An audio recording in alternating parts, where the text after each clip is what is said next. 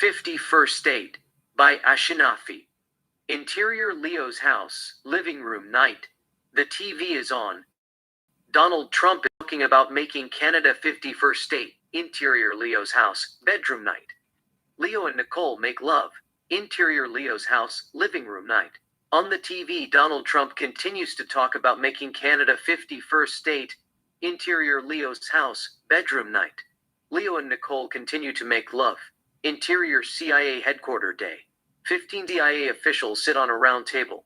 Veronica, the director of CIA, talks about the importance of Canada to the US. Veronica, Canada is the second richest country in the world, next to Russia with rich national resources. The populations of Canada are 40 million. The population of the US is 335 million, which will double by the year 2080.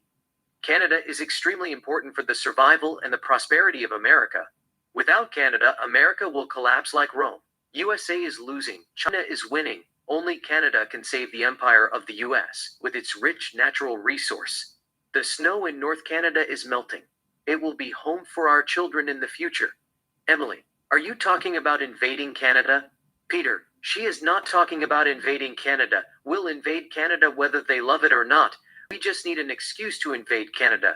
How do we silence the EU, United Nations, and NATO? Veronica, to be honest, I don't give a fuck about EU and the United Nations. They are irrelevant. We just need NATO to be on the same page with us. Thomas, what's the plan? We just can't invade Canada. The Congress will not approve it. Veronica, we are not going to leave it in the hands of the Congress, or rather it will be done behind closed door. No one must leak this. It's a national security. The excuse that we are going to use is Russia and China.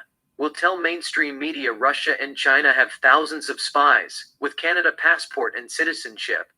They have been operating on Canada's soil for decades, spying on America. If war breaks out between the US and Russia or China, they will annihilate the US within a week. Canada is liability, and it's a breeding ground for Russian and Chinese spies. They blew up major US weapon factories, Lockheed Martin, Boeing, RTX Corporation, and Northrop Grumman. Robert, when did this happen? Veronica, soon, in 2 weeks. Robert, I don't get it. Are we going to blow up our own gun factories, kill innocent people, Americans, and blame it on Canada? Veronica, it's a done deal.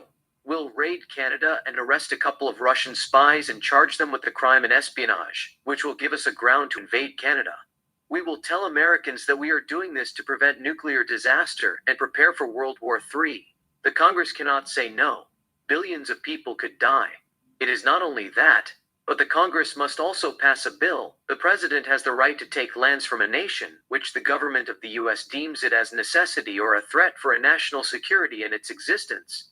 Under that act, we will integrate Canada with the USA. Int CIA headquarters, Veronica office day. Leo sits on the sofa, looking at Vogue magazine. Veronica enters the office, sits on the edge of her desk. Leo puts the magazine aside. Veronica lights a cigarette, takes a drag, and breathes out the smoke. Leo, are you okay? Veronica, I am fine. There is a silent moment. Leo, so, what's the plan? Veronica gives him the cigarette. Leo has a drag, breathes out the smoke, and gives her the cigarette back. Veronica kills the cigarette in the ashtray, removes her underwear, and throws it on the floor. She sits on his lap. Veronica, they gave us green light. Go to Canada and finish what you start. They kiss. Leo, I have one question. I don't want to kill Americans. Can we stage it? Veronica, we can, but we don't want to take a chance. FBI is going to investigate it. If they find out that CIA is behind it, we're done. They will leave us with no choice but to kill the project. She kisses him. They kiss more intimately. Exterior Canada airplane flying, day. An established shot of a Canada airplane flying in the sky. Interior Canada airplane flying, day. Leo sits in the first class, looking at a sport magazine. A stewardess named Abigail approaches him with drinks. She gives him a warm, beautiful smile, hands him a champagne. She says, "Enjoy your flight," and walks away. Leo takes a sip from the champagne and looks at his watch to see what time it is. Int strip club, night. On the stage, a girl named Natasha dances, stripping. The customers enjoy the show. Leo and Peter, who is a spy, sit at a table. Leo has martini. Peter has whiskey. Peter, how are we going to smuggle the weapons from Canada to the USA? I mean, why can't we use drones? Leo, we need evidence. CIA satellite has already captured us buying weapons from Iran and smuggling them to Canada. However, there is a slight change in plan. We will only hit Boeing. We are not going to touch Lockheed Martin, RTX Corporation, and Northrop Grumman. CIA didn't want to take a chance. Exterior British Columbia, truck today. We see a truck driving in the highway of British Columbia toward the border. Int truck moving today. A man named Paul is behind the wheel, driving. Exterior Canada-US border, day. The truck stops at the checkpoint. There are two U.S. Customs and Border Protection officers, Reggie and Lewis. Reggie asks Paul for an ID and paperwork. Paul gives him his passport and paperwork. Reggie looks at them. He gives them back to Paul and asks him to open the truck. Inspection. Reggie gets out of the truck, walks to the back of the truck, and opens the container. The truck is full of TV boxes. It seems that Reggie knows who Paul is. He is part of the team. He does not bother to inspect the items. Reggie nods his head. You are good. Paul closes the truck, walks down the vehicle, opens the truck's door, and gets behind the wheel. Int truck day. Paul starts the truck, crosses the border, and drives down the road. Exterior truck moving, day. An established shot of truck moving down the road. Interior truck moving, day. Paul takes out a cell phone from his pocket and makes a call. 4559, exterior park, day. Leo sits on a bench, feeding pigeons. His cell phone makes a sound. He looks at the number and turns it off. Leo gets up, throws the cell phone in the trash can, and walks down the park. Int truck, day. Paul throws his phone away as well. Int truck, container, day. We see weapon parts inside the boxes. 9M133 Cornet. Boeing Weapon Factory, St. Charles, Missouri, night. As established shot of Boeing Weapon Factory in St. Charles, Missouri. Exterior St. Charles, Missouri, forest, night. Paul and a man named Nicholas set up the weapon. 9M133 Cornet. Nicholas gets behind the weapon and fires it. Exterior Boeing Weapon Factory, night. The rocket flies in the air and strikes the weapon factory. Exterior St. Charles, Missouri, forest, night. Paul and Nicholas abandon the weapons and come to a Jeep which they park nearby. Exterior Jeep, night. Paul gets behind the wheel. Nicholas gets in the passenger seat. They start the car and drive through the forest. Interior CNN News, day. Anne addresses the news. Anne. An unknown group struck Boeing gun factory last night in St. Charles, Missouri, killing 9 employees who were working night shift. Homeland Security and FBI believe it is work of terrorists. They are investigating the case as we speak. FBI has found the weapon used to strike nearby in the forest. President Trump has vowed to bring the perpetrators to justice. Interior Oval Office, day. Donald Trump talks to the press. Trump. I'm told the missile that was found at the scene, 9M133 Cornet, was made in Russia. Law enforcement agents are doing everything in their power to solve the case and bring the bad guys to justice and prosecute them to the full extent of the law. Male Reporter 1. Do you believe that Russians have something to do with it? Trump. I am not ruling anything out. It could be the Chinese as well. I heard that they didn't like we were doing business with Russia. They want to create tension. Right now, we don't know who is behind it. FBI, CIA, DHS, Department of Homeland Security, and state and local police. They all are investigating the case. It is a matter of time before they bring them to justice. Male Reporter 2. There is rumor that Russians smuggle the weapon through the Canada and US border. If it is true, what kind of message you want to send to Canada? Trump. Canada is in big trouble. I can tell you that for sure. They are compromising Americans' national security. I'm told Canada is the breeding ground of foreign spies. China, Iran, and Russia are spying on us. They have carried out a series of cyber attacks against Americans and other criminal activities. We are doing everything in our power to make Canada 51st state and stop our enemies from destroying America. We need Canada to prevent World War III and nuclear attacks. Interior CIA Headquarters. Veronica's office, day. Leo and Veronica watch the news. Veronica, what do you think of him? Leo, nothing. Veronica, I like him. Nobody takes him seriously. They all think he is crazy. That works in CIA's favor. You have to be a little bit crazy, or rather put a leader who is a little bit crazy to break a law. If things go south, you will blame him. If things do work out, they all will say that he is genius. We can live with that. What they don't know is he is only following order. We're the one who are crazy. The plan would have never worked if we appointed a leader who is sane like Camilla Harrelson, Leo. Still, we cannot leave it on the hand of Congress. They are a bunch of bureaucrats. They will put us at a disadvantage, Veronica. That is true. But they are the ones who are running the show. We might need the Congress approval to invade Canada. They have to vote on it. Leo, we don't have time for that. It will be a surprise takeover. We cannot give Canada a chance to defend itself. Nobody needs to know about it. We just need Trump's signature. At the congressional hearing, just tell the Congress it is existential threat. Veronica, that sounds good. We don't want any leak. There are Russian spies who work inside the Pentagon. Canada might contact NATO and stall the process. Plus, I don't want the media to put too much pressure on Trump and throw him off guard either. I'll get his signature as soon as possible. Interior CNN headquarters, night. Anne addresses the news. Anne, Department of Homeland Security has arrested the main perpetrator of Boeing attack after they got tip from CIA. His name is Sergei Boris. On the side of the screen, we see the photo of Paul Anne. He is dual citizen of Canada and Russia. CIA believes that he works for FSB, Federal Security Service, Russian Secret Service. In addition, they found Chinese passport in his possession. CIA stated that over 20,000 Russian, Chinese, and Iranian spies resided in Canada.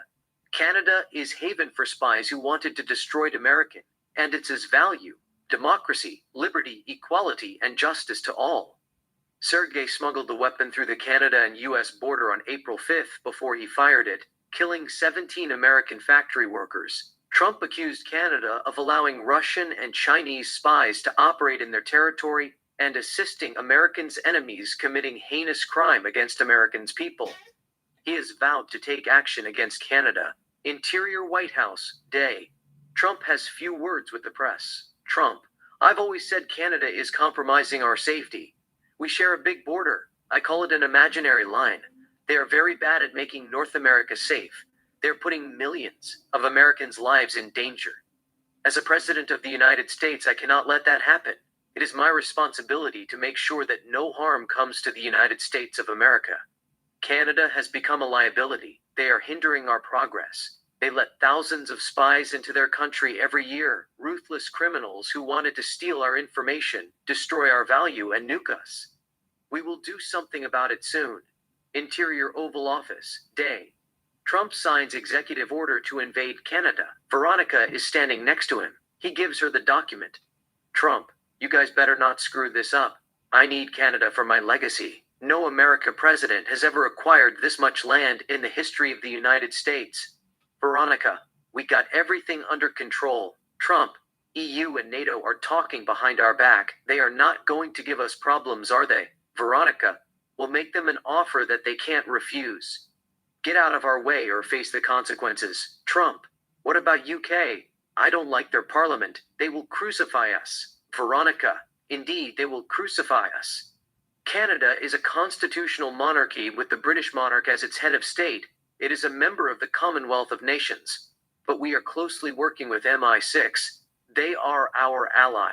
We will give UK Greenland to quiet them. They need it more than we need it.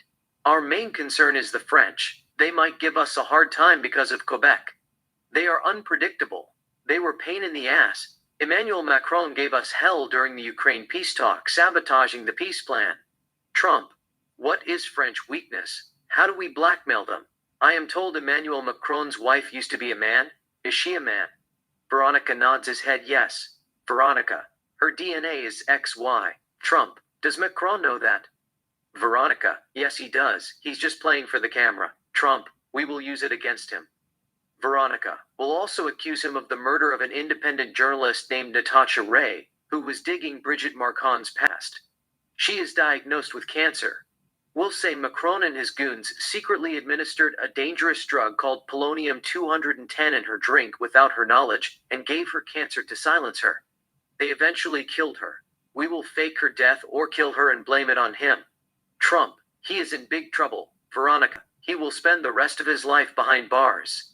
Still, that might not be enough. We must attack the system, French system. They are stealing African natural resources. If they give us hard time, we will expose them. Quebecers will surely reach out to France. Trump. I don't like the French. They are arrogant. They think they can sell wine and keep up with China and Russia. Veronica. We will keep an eye on them. Trump. Anyway, we're not going to war with Russia, are we? Veronica. No actual war, only psychological and economical war. Trump. What is the plan if China invades Taiwan? Are we going to take action? Veronica. No real action. We'll just impose few sanctions here and there, that's about it.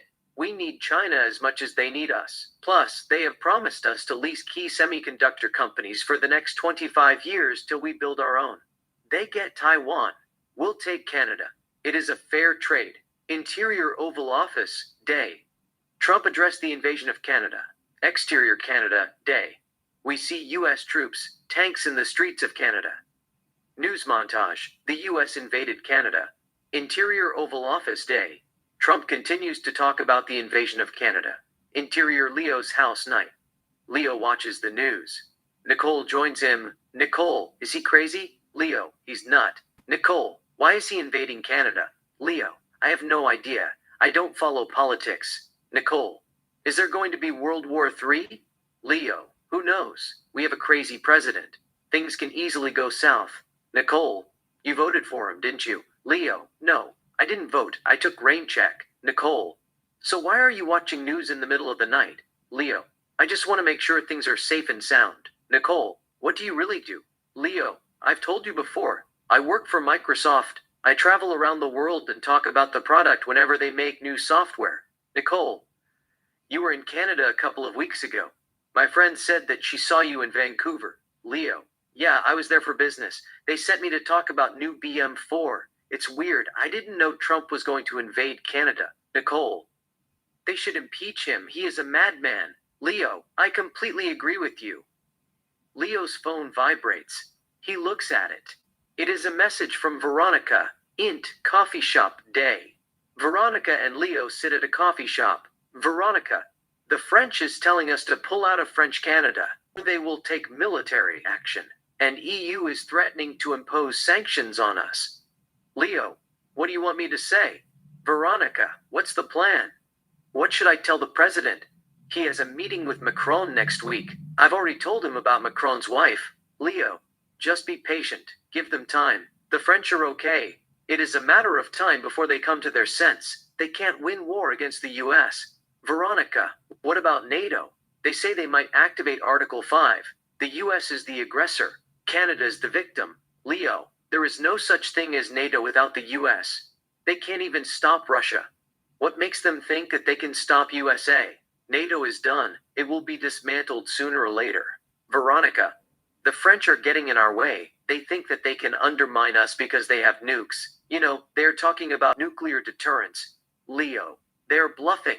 They just want the piece of the pie. They don't care about Canada. They want to land. It's all. Exterior Toronto, Day. We see Canadians, thousands of them, protesting in the streets of Toronto. They are waving Canada flags. They sing while shouting Free Canada. Canada will never be a part of the US. Say no to a bully. They begin to sing Canada National Anthem. US military personalities, helicopters, and snipers keep an eye on them. Photojournalists photograph them.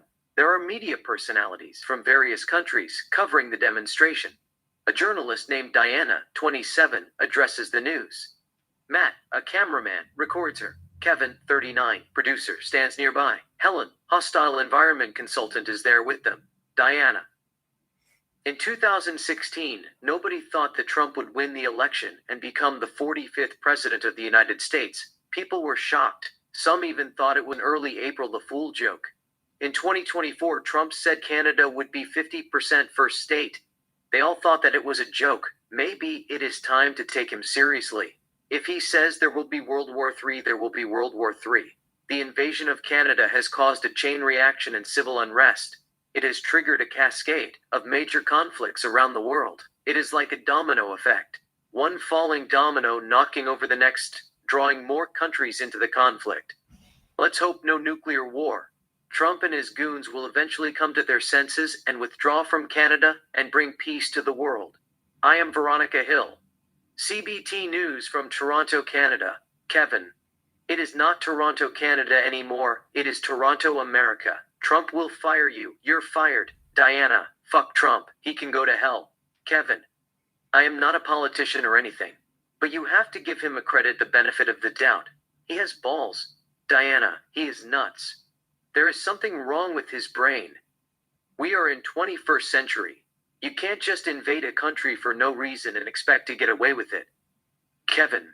He said the US needs Canada for national security, to ward off Russia and China. Diana. You don't believe that, do you, Kevin? It doesn't matter whether I believe it or not. I knew sooner or later they were going to do it. Trump talked about it a lot. They all said that man is crazy. He belongs to mental institution. He just did it. I think he has the last laugh. Diana, I'm speechless. Now the world hates us. I'm scared to say I'm an American. Matt, just tell them you're from California. They will forgive you. Diana, how are we going to conduct an interview? They all are angry. Kevin, put yourself in their shoes. 1 minute you have a country. The next minute it is gone. They didn't see it coming. We see a woman burning American flag. She shouts, fuck Trump, fuck Trump. People chant with her, fuck Trump, fuck Trump. Diana sees a young man walking nearby with a Canada flag around him. Diana, let me ask this guy a few questions. Excuse me, I'm Diana Hill, CTV News. Do you mind if I ask you a few questions about the invasion of Canada? Young man, no, go ahead, Diana. First, I'm sorry for the mess that our government has caused. The majority of America stand in solidarity with Canada. How is the invasion going to affect Canadians? Young man, we don't want to be Americans. We are Canadians. Canada is our home. Fuck Trump. He can suck my dick. I will piss on his face. I hope he dies of heart attack and burn in hell for eternity. Diana. What are the cons and pros of Canada being 51st state of the United States? Young man. Canada is not 51st state, bitch. Spits on her face, stupid Americans. Canada will never be a part of the US. He walks away. Kevin, are you crazy? You can't ask them that kind of question. They will kill you. Diana, I just want to cut him short. He is rude. He cursed like he was in a bar. We can't air it. Kevin, they are mad. They lost their country. Let them curse. We will bleep it. Stick to the script. We don't want to get killed here for no reason. Diana. Anyway, I'm hungry. I haven't eaten anything the whole day. Everything looks blurry. I feel dizzy. My brain has stopped functioning. I need some kind of sugar. She walks toward the direction of the camera. Interior Oval Office day. Veronica and Trump discuss politics. Trump. What does Germany want? I heard they are building nuclear weapons. Veronica. It's just a talk. We are keeping an eye on them.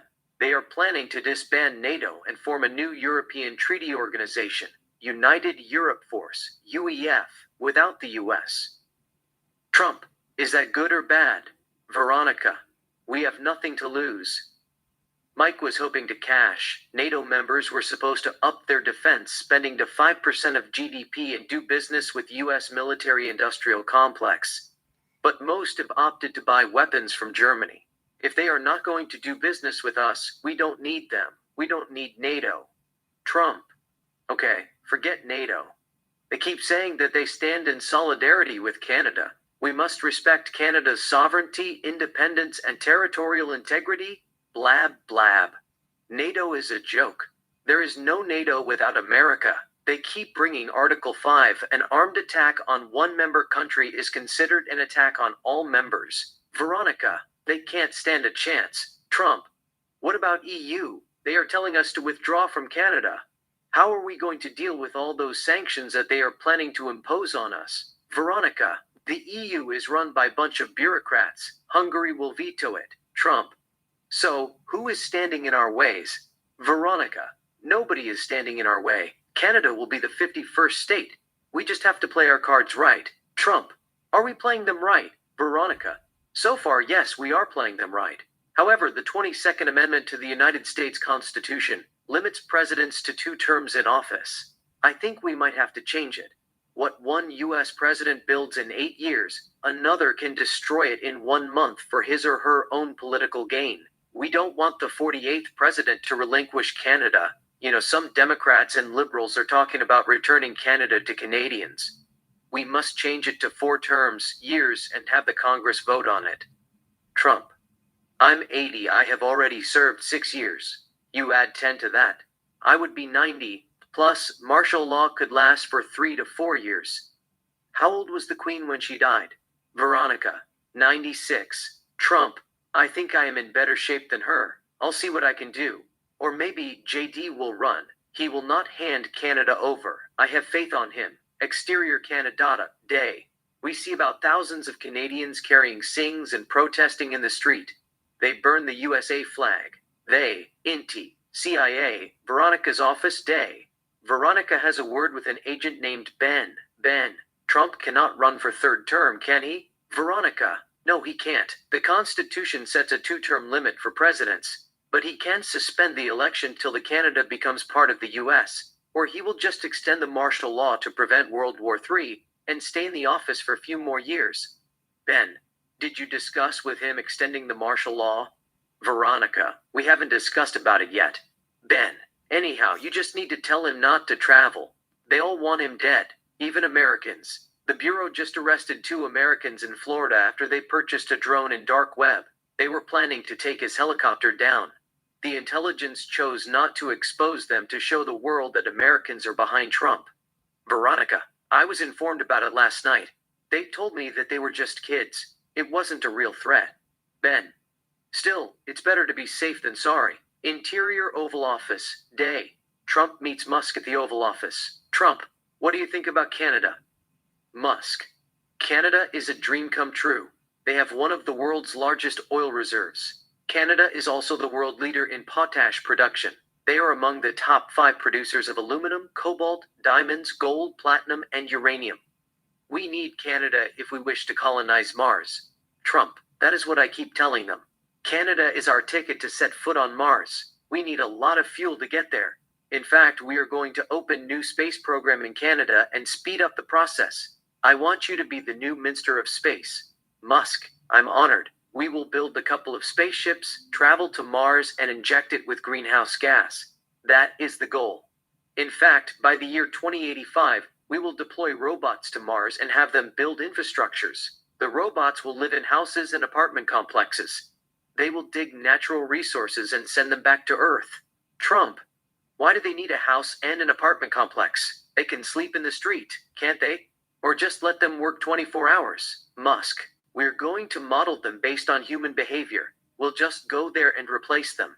In addition, we'll broadcast their lifestyle on cable. It is like reality TV. If they work 24 hours, it would be boring. Nobody will tune in. We are sending robots who look and think like human beings. Trump. I like reality TV, but at the same time, I want you to speed it up. I would rather see them working night and day than getting manicure or dancing at a nightclub. Musk. Of course, we will send robots, or rather machines that work non-stop, injecting greenhouse gas, growing trees, digging natural resources, etc. But at the same time, we'll send robots that learn through experience and evolve like human beings. We will learn a lot of things about AI, robots, and machines. It is like hitting 2 birds with 1 stone. Trump. That is interesting. My question is, what if they take over like the Matrix? What if they say Mars is ours and attack us? Musk. We are willing to take that risk. It is a gamble, but it will pay off. We have nothing to lose. Sooner or later, we have to leave Earth and move somewhere else. Trump. I get it. Now, you're the Minister of Space. We are counting on you to take us to Mars. I want to see the flag of the US on Mars before I die. Can you promise me that? Musk. Sure. Give me 10 years the max. I'll do everything in my power to make it happen. Trump Jr. walks in. They all greet. Trump looks at Musk. Trump. Let me have a word with my son privately. Could you step outside for a couple of minutes? Musk. Right. Musk steps out. Trump Jr. Why are you giving Greenland to UK? We worked hard to acquire it. Trump. It's politics, son. We need UK by our side. They will help us speed up things. We have a bigger fish to fry. We must focus on Canada. Trump Jr. Why can't we acquire both Canada and Greenland? They are both in North America. Trump. We are just going to lease it to UK. Jr. Are you going to lease it or sell it? Trump. Sell it. Let's not be greedy. We've already got Canada. We need UK. Without UK support, we will be forced to go to war with NATO, Junior. It seems that we are creating a new enemy each day. China, Russia, France, Spain, Saudi Arabia, Iran, and others. A lot of people in Europe are protesting, burning American flag, and hanging your dummies. The world hates you. Trump, I can leave with that, but I can't forgive myself if anything happens to you. I don't want you to travel outside the USA. No more Greenland or red or blue land, whatever land it is. Just take a break, play golf, spend quality time with your family. Junior, I can still help. I believe in your vision.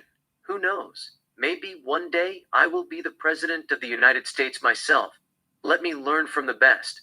Trump, I am doing this for your safety. I know you are an intelligent man, but they will hurt you to hurt me. I can let that happen.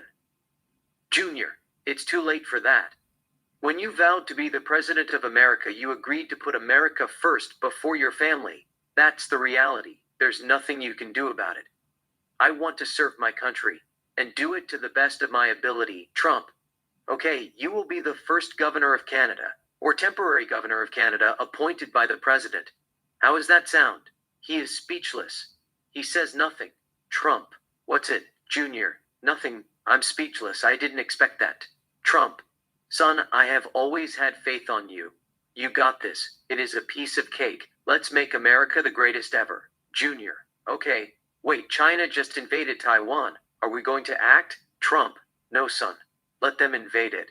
We will not go to war with China. Our main focus is Canada. We need the people of America to support us. We need the media to talk about what Canada means to the US in the future. Just brainwash them. We need a minster of public enlightenment and propaganda.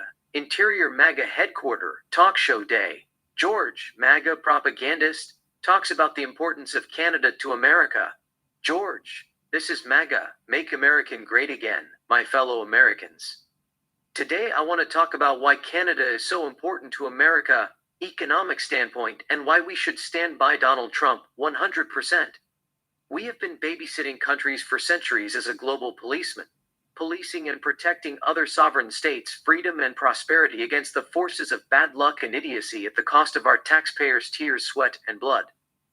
Just 5 years ago, we gave Ukraine $350 billion just to waste it and pick up a fight with a nuclear-armed power in the name of fake democracy. Luckily, President Donald J. Trump, Mr. MAGA himself, came to our rescue. He saved us. He lifted us out of the pit of darkness, despair, and nuclear catastrophe. I don't know what the fuck the Dems were thinking. I sat and watched in shock Congress Democrats passing one bill after another. Billions of dollars aid to Zelensky and Ukraine corrupted officials. They kept saying Putin is going to invade Poland and Europe. Please give me a break. It was a proxy war to enrich the military-industrial complex. It's what it is. Instead of doing business with Russia, the largest country in the world, with rich natural resources, gas, oil, aluminum, and others, protect American interests at all costs, and strengthen the U.S. economy, they chose to play brain dead. To be honest, I didn't know what to make of it. It was pure stupidity, ignorance, arrogance, and lack of leadership. I was ashamed of by U.S. politicians. They watched China cruising past us with sirens blaring, bricks, U.S. business and corporates, lost trillions of dollars for no reason. Come on, America. It is time to look after ourselves. It is time to make some noise. Canada has abundant natural resources, oil, gas, rare minerals, hydropower, etc. It is the second largest country in the world. China is destroying us. We can't keep up with them.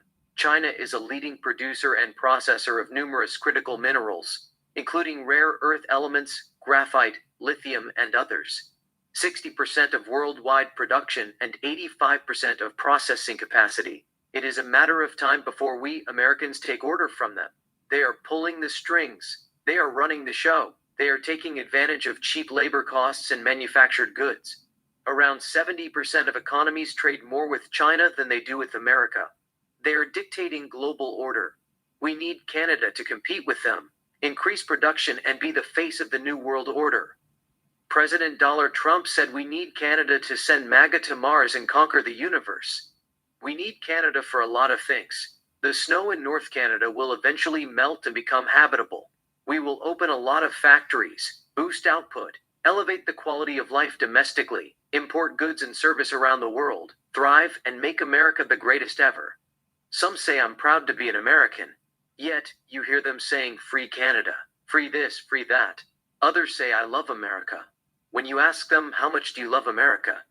Enough to fight for it, but not enough to die for it. On the other hand, MAGA are passionate about America. They put America first over everything but God. They are willing to lay down their lives for America.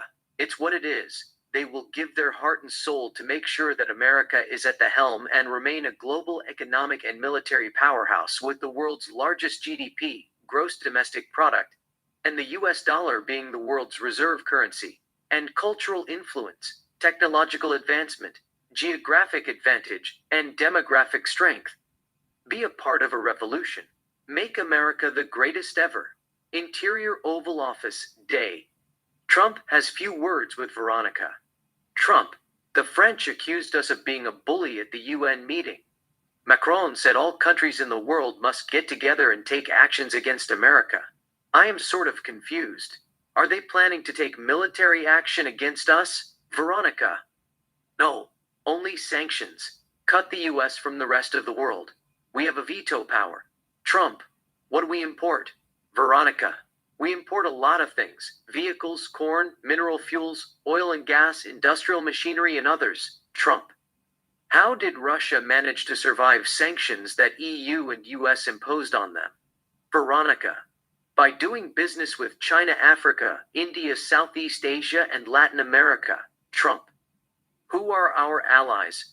Veronica, the UK, Japan, South Korea, India, Israel, Brazil, and Australia. Trump, who is against us? Veronica, EU. Trump, EU needs to take it easy. Strong USA means peace. Trump looks at a picture of a t-shirt. Trump, what is that shirt? Evil is darkness. We must fight darkness to the last human light. I'm told it is the highest selling shirt in the world. Bob Marley's Redemption song is the #1 song around the world. What that guy's name? Weekday, weeknight? Veronica, The Weekend.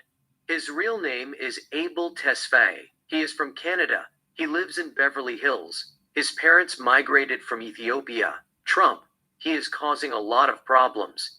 They said he sang the Redemption song at the Coachella. Americans were singing alone with him while waving Canada's flags. Who let that happen? Veronica, it's California. They don't care about which direction the US is going. They are socialist. Trump, I watched someone burning the US flag. Did they arrest the man who burned the US flag? Veronica, no, they did not. It is legal to burn the US flag in the United States. It's considered a form of speech protected by the First Amendment established in the 1989 Supreme Court case Texas versus Johnson. Trump, okay, I want the weekday guy to be arrested for inciting terrorism. They said his video has over 1 billion views in 1 week, singing Redemption song. In fact, no Canadian is allowed to perform on the stage. It is a national emergency act. Veronica, no problem. We will take care of it. Exterior Abel's mansion, Day. An established shot of Abel's mansion. It is a beautiful house. Interior Abel's mansion, living room, Day. Abel, The Weekend, Drake, 4 young men, Lucas, Jason, Liam, and Noah, and 4 girls, Mia, Ava, Sophia, and Charlotte, sit at the main coffee table discussing music. They all are holding lyrics. Drake, am I going to rap it or sing it out loud? You know, I need more material. This is not going to change anything. Reads it out aloud. O Canada, my home and native land, brave heart, courage, and loyalty, in all your children command. My blood is thicker than the sand. Freedom is at hand. O Canada, the love I have for you melts the ice. With burning passion I see you rise. Virtue may pay no heed to pride and vice, but your enemies will pay the price. I pledge allegiance to red and white. I stand up for what's right. I'll defend your honor day and night. I'll die for you in the spotlight. The question is to be or not to be. O Canada, you always bring out the best in me.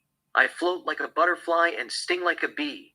I can assure you that your children will create a nation with widespread happiness and prosperity. May glory be upon thee. The true north forever strong and free. This is nice, but But I want to hit them hard. Instead of I float like a butterfly and sting like a bee. Oh Canada, you always bring out the best in me. I'll crush your nemesis and make your name synonymous with victory. The true North forever strong and free. Right to the point. Lucas, we will work on it. I thought that we might want to tone it down. The violence. We need support from other countries and global community. We can always take Malcolm X approach. He believes that freedom is a fundamental human right that people must fight for and take for themselves. He said it's the ballot or the bullet. It's liberty or it's death. It's freedom for everybody, or freedom for nobody. On the other hand, Gandhi said, "Non-violence is the greatest force at the disposal of mankind, and eye for eye only ends up making the whole world blind." Noah, it doesn't matter, we'll fight them to the last Canadian. Jason, you can't be serious. Trump doesn't care, he will kill all of you in a heartbeat. Noah, let him try. Abel cuts him short. Abel, to Jason, why are you always negative? Earlier, you said Canada should join America. Canadians have nothing to lose but healthcare. I invited you to my house to help us design the sound. We don't need your fucking opinion. Keep it to yourself. Jason, I'm just saying Canada and USA are one and the same. They are separated by imaginary line. Join us. Abel throws the whiskey on his face. Jason grabs his shirt. Abel swings at him and hits him in the head. They begin to fight. They quickly separate them. Drake holds the weekend. Lucas holds Jason. Drake, chill down, stop it. Both of you, be cool. Abel curses him. Jason says, brings it on. What's up? Abel screams at him. Abel, get the fuck out of my house. I never want to see your face again. Faggot, get the fuck out of my house. Ben and Elijah, Abel's security guards, enter the room. They escort Jason out of the house. Abel, I told him to cut it out. The motherfucker doesn't listen. Mia, it's a joke to Americans. They don't care. Liam, fuck them. They just can't invade someone's country. It's wrong. Charlotte, they planned it ahead of time. They keep saying they are defending their country from China and Russia. It's an excuse. They are only interested in our natural resources. Drake, we have to unite and stand up to a bully. A bully won't win if we are all united. Stand up for our freedom. We must confront our adversary by any means necessary. It's up to us to unite all Canadians with music. Let's not little things ruin our fight. Abel, you're right, man. I just lost it. He kept getting in my nerves. I am cool. Where were we? Lima. Drake was talking about we should hit them hard, and Lucas was saying we should keep it mellow to attract the global community. Like Bob Marley's Redemption song. Abel, we can do both. I'll do melody part. Drake, you will hit them with fire. In fact, we will create an album under the title of Redemption Songs. Top 10 Canadian artists. Drake. That's brilliant idea. They shake hands with style. Sophia. Who do you guys have in mind? I mean, you can't invite all of them. Drake. Give me 10 famous Canadian artists. Ava. Number 1, we got Celine Dion. Sophia. How old is Celine Dion? Ava. Let me check. Ava checks it on her cell phone. Ava. She is 58. Liam. I heard she was sick a couple of years ago. Ava. Let me check it. She checks it. Ava. Celine Dion has been battling stiff person syndrome, a rare neurological disorder that affects her ability to walk, talk, and sing. She's canceled tours and postponed shows, but has made a comeback with the help of physical therapy and a repurposed drug. Drake. Forget Celine Dion. Let her heal. We don't want to put too much stress on her. Ava. Okay. We got Justin Bieber, Avril Lavigne, Shawn Mendes, Michael Bublé, Tate McRae, Carly Rae Jepsen. Abel. What about Alanis Morissette? How old is she? Ava. I don't know. Let me check. She checks it. Ava. She is 53. Drake. She is a legend. But I doubt she is right for the album. We need young blood. Abel. We have enough male artists, young and old. But we need female artists regardless of age. Lucas. What about Sarah McLachlan? She is Canadian. How old is she? Sophia. She is 59. Give me 1 second. Sophia types famous Canadian singers. She goes through the list. Sophia. We have Rev. Age 29. She is a Quebecer. There is a girl named Ruth B. She's 31. Lucas. I know her, Ruth. Her parents are from Ethiopia. Ava. What about Fauzia? She's an amazing singer. Her parents are from Morocco, but she grew up in Canada. Drake. 25 songs, 12 artists, 6 female, 6 male, future generation. Male, me, Drake, Abel, Justin Bieber, Michael Bublé, Shawn Mendes and Scott Hellman. Female, Tate McRae, Avril Lavigne, Carly Rae Jepsen, Rive, Fauzia, and Ruth B. We will record the legends separately like Alanis Morissette and Bryan Adams.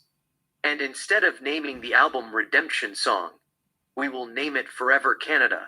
Lima. Who is going to write the lyrics? They all look at Lucas. Drake. Where is he from? To Lucas, where you from originally? Lucas. I was born in New Delhi, India. My parents moved to Toronto when I was 2 and they asked for political asylum. I consider myself a Canadian. Drake. How many songs have you written?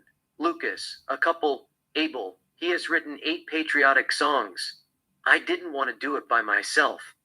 That's why I invited you. FBI and SWAT team break the door and enter. They swarm the house and come to the living room. SWAT 1. Don't move. Drop everything. Don't anybody fucking move. They all put their hands up. They point the gun at Abel. FBI 1. Abel Tesfaye. You're under arrest for terrorism. 2. SWAT cuff him and escorts him out. Interior White House, West Wing, Vance's office day. J.D. Vance has a word with Veronica. A man named Gary sits at drinking whiskey. Vance, it's a total chaos. The Bible says for nation shall rise against nation, and kingdom against kingdom there will be wars, rumors of wars, famines, pestilences like COVID-19, and earthquakes. People will stop loving each other. It feels like the end of the world, doesn't it? Veronica, we will be fine. We just need Putin and Russia to take it easy. Vance, didn't I tell you if we invade Canada, Russia would do the same? Put the old Soviet republics back. Veronica, we can't control what Russia does. We can only control what we do. Canada is critical to the US economy. We got Canada. We hit jackpot. We don't care what Russia or China is doing. We must secure Canada by any means necessary. Vance, it's true. But Russia is using tactical nuclear weapons. That's not right. They killed 15,000 people in Kazakhstan alone. Gary, I thought that Putin was not interested in recreating the Soviet Union. What changed his mind? Veronica, it is not Putin's idea. It's Dmitry Medvedev who is in charge. He has warned them, surrender or die. Gary, Medvedev is the devil. He has no regard for human being. Vance, he is a lunatic. But we are the one who started the war. If we hadn't invaded Canada, Russia wouldn't have done it. Gary, I think that the Federal Security Service FSB knew that we were planning to invade Canada ahead of time. They have Russian spies in our building. They were just waiting for us to make the first move. It is nothing new. They controlled 85% of the former Soviet republics in 1 week. Vance, what do Russia want? Veronica, Russians are saying that those countries were part of USSR. The referendums that they held in 1991 were illegal. It was against the constitution of USSR and Russia. They are invalid, signed by corrupted leaders to serve the United States' interests. Vance, what's NATO saying? Veronica, they ask Russia to withdraw from Estonia, Latvia, and Lithuania. They are NATO members. EU and UK have warned Russia to withdraw from Ukraine, or they will take military action. They are bluffing. Gary, NATO says that they will kick the US out of NATO if the US doesn't pull its troops out of Canada. They give Trump 365 days to think about it. That is the deadline. Trump told them NATO is done. The US started it. The US will end it. The UK is already withdrawn from NATO. After the Greenland, NATO is less powerful than the United Nations. They are begging Trump and Russia not to destroy civilization. Dmitry Medvedev tells them, there is hidden order in chaos. We shall embrace it. Vance, I didn't see it coming. Russia invading the former Soviet republics. Putin said he wanted peace after the Ukraine war. Is CIA Unit 5 behind it? Veronica, I don't know. Nobody is saying anything. Vance, anyhow the French continue to push their luck. What do they want? Veronica, the French intelligence agency, DGSE, has already agreed to work with us. We have promised to pay the French government 0.5% of our GDP for the next 50 years due to French Canada. It is under the table. We didn't sign anything. It is a proposal. But Macron keeps getting in our way. They might assassinate him. He is always seeking fight with nuclear-armed powers, Russia and the US. DGSE thinks that he is putting the French people in danger. They don't like it. Gary, should we give them green light? Veronica, no. We need him in the office. We got everything under control. Let's give him the benefit of the doubt. He's going through emotion. If we take him out, the French will be mad at us. Interior White House Oval Office later. Trump has a word with Veronica. Veronica, we have major news. India just attacks Pakistan's nuclear facilities, killing thousands of people and releasing a large amount of radioactive material into the environment. Millions of people are contaminated. Trump, why are they fighting? Veronica, they were fighting over Kashmir. But India caught them off guard. They hit Pakistan's main nuclear facilities last night and invade Pakistan, planning to take the entire Kashmir region and annex Punjab, or perhaps integrate Pakistan to India. Trump. So, what are we going to do? Veronica, nothing. We'll just condemn India for their insensitivity and wish Pakistan people speedy recovery, so to speak. But the US will do everything in its power to clean up the radiation in the area and save millions of lives. Trump. Vance's wife is from India, isn't she? Veronica. She is born in America. Her family is from India. Trump. Does he know what is going on? She nods her head, yes. Veronica. Yes, he does. Trump. Is CIA behind this? Veronica. I think so. The men in black might have something to do with it. They have informants everywhere. They know what is cooking around the world. At least they could have prevented it, but nobody informed me. Trump, was there a big explosion? Veronica, no video yet, except few satellite images. It looks like a regular explosion, but it emitted a lot of radiation. Pakistan built the nuclear facility in a dense population, thinking that India or anyone who had a drop of humanity in their soul wouldn't bomb it. They were wrong. 127 million people live in Punjab alone. They might have to evacuate and go somewhere else. Trump, what is the population of Pakistan? Veronica, 240 million. Trump, should Pakistan join India? I heard they are same people. Veronica, it is up to them. Pakistan has significant amount of gold, and they just discover some oil and gas. India has coal, and the Kashmir region has many natural resources, including minerals, water, forests, and agricultural land. Reunification would benefit both countries, the people. It's like the USA and Canada. Trump, are we friends with Pakistan or India? You know, India is a founding member of BRICS. They do business with China and Russia. Veronica, are still friends with India. Pakistan is our ally as well. We are not going to take sides. Besides, we are not in a position to tell others to respect the sovereignty and territorial integrity of a nation. We have lost that privilege after the invasion of Canada. Now all we can hope is peace. We must avoid World War III at all costs. There is no law and order in the world anymore. They all are duking it out. Soon they will nuke it out. There are no rules. We broke the law. Everybody is following our footstep. Trump, what about Iran? How are they behaving? Israel is not in danger, is it? Veronica, no. They are not in danger. Iran has already agreed to dismantle their nuclear program at the end of the year. We will wait. If we attack Iran now, millions will die. The world sees us as bad guys. A lot of Americans think that we invaded Canada to protect ourselves from Russia and China and a nuclear attack. If we bomb Iran nuclear sites, it will make us look bad. To be honest, I would rather annex Baja California than bomb Iran. Trump, are you suggesting we should annex Baja California too? Veronica, I'm not suggesting anything, but if I had to choose, I would rather annex Baja California than wage a war against Iran. Trump, how are you planning to annex Baja California? Veronica, it is easy. Maybe not now. But in the near future, we might invade Mexico using drug and mass immigration as an excuse. We are not going to take everything. A couple of miles buffer zone between the border of the US and Mexico and the entire Baja California for national security. We put a puppet government to run the country. At the same time, we'll build schools and hospitals for the troops who are stationing there to protect the borders, a very expensive community. After a couple of years, we will make them an offer that they cannot refuse. The US will annex the entire territories that we are occupying, or the government of Mexico would lease us Baja California for 50 years. Plus, we will add a shady deal that the citizen in Baja California can declare independence, or the US will permanently keep if Mexico cannot pay its debt. Mexico owes the United States a lot of money, including on water rights and foreign debt.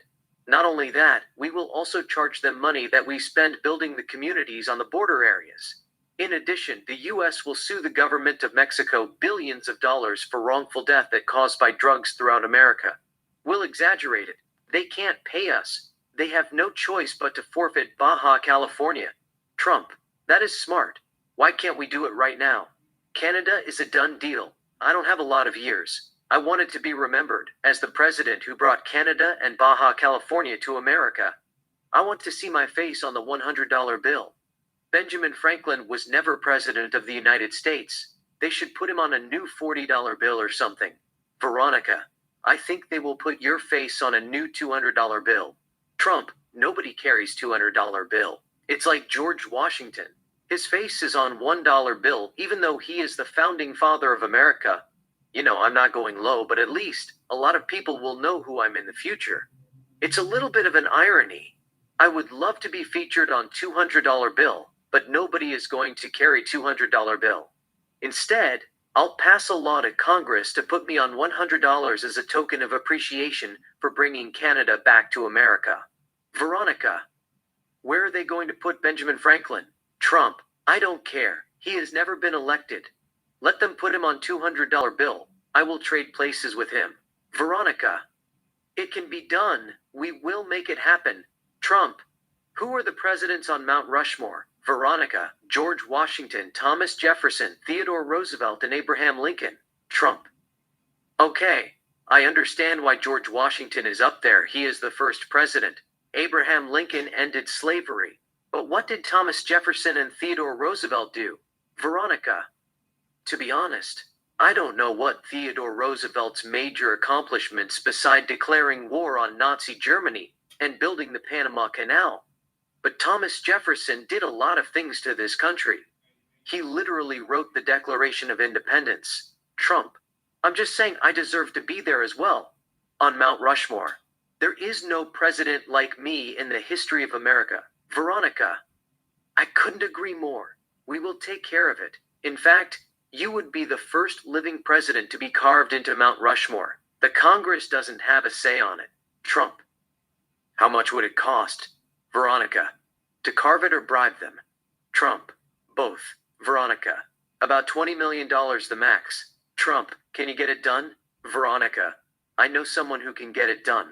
It'll take 2 years the max. It will be done secretly. Trump, what do you mean by secretly? Veronica, we are not going to let anybody see it. We don't want people to come and protest at the site for whatever reason. We will just tell them the Mount Rushmore Committee has selected a president based on his roles in shaping the United States. It is a surprise. Trump, where is Mount Rushmore? Veronica, it's South Dakota. They are Republicans. It is a Republican state. It shouldn't be a problem. Interior hotel, bar night. Veronica and Leo sit at a table. Veronica, I am divorcing my husband. Leo, why is that? Is he cheating on you? Veronica, no, it's just that he might be gay. He visited a lot of trans porn sites. In addition, he loves anal sex. Leo, a lot of guys love anal sex. That doesn't make them gay. Veronica, do you watch trans porn? Leo, no. I am only talking about anal sex. It is tighter than vagina. Veronica, why you never suggested anal sex with me? Leo, I did not know that you were into anal sex. She cuts him. Veronica, you just want to get it over with it. Is that it? Leo, no. It's just that I believe in giving.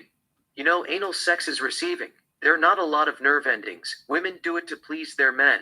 But sex is a game of giving and receiving.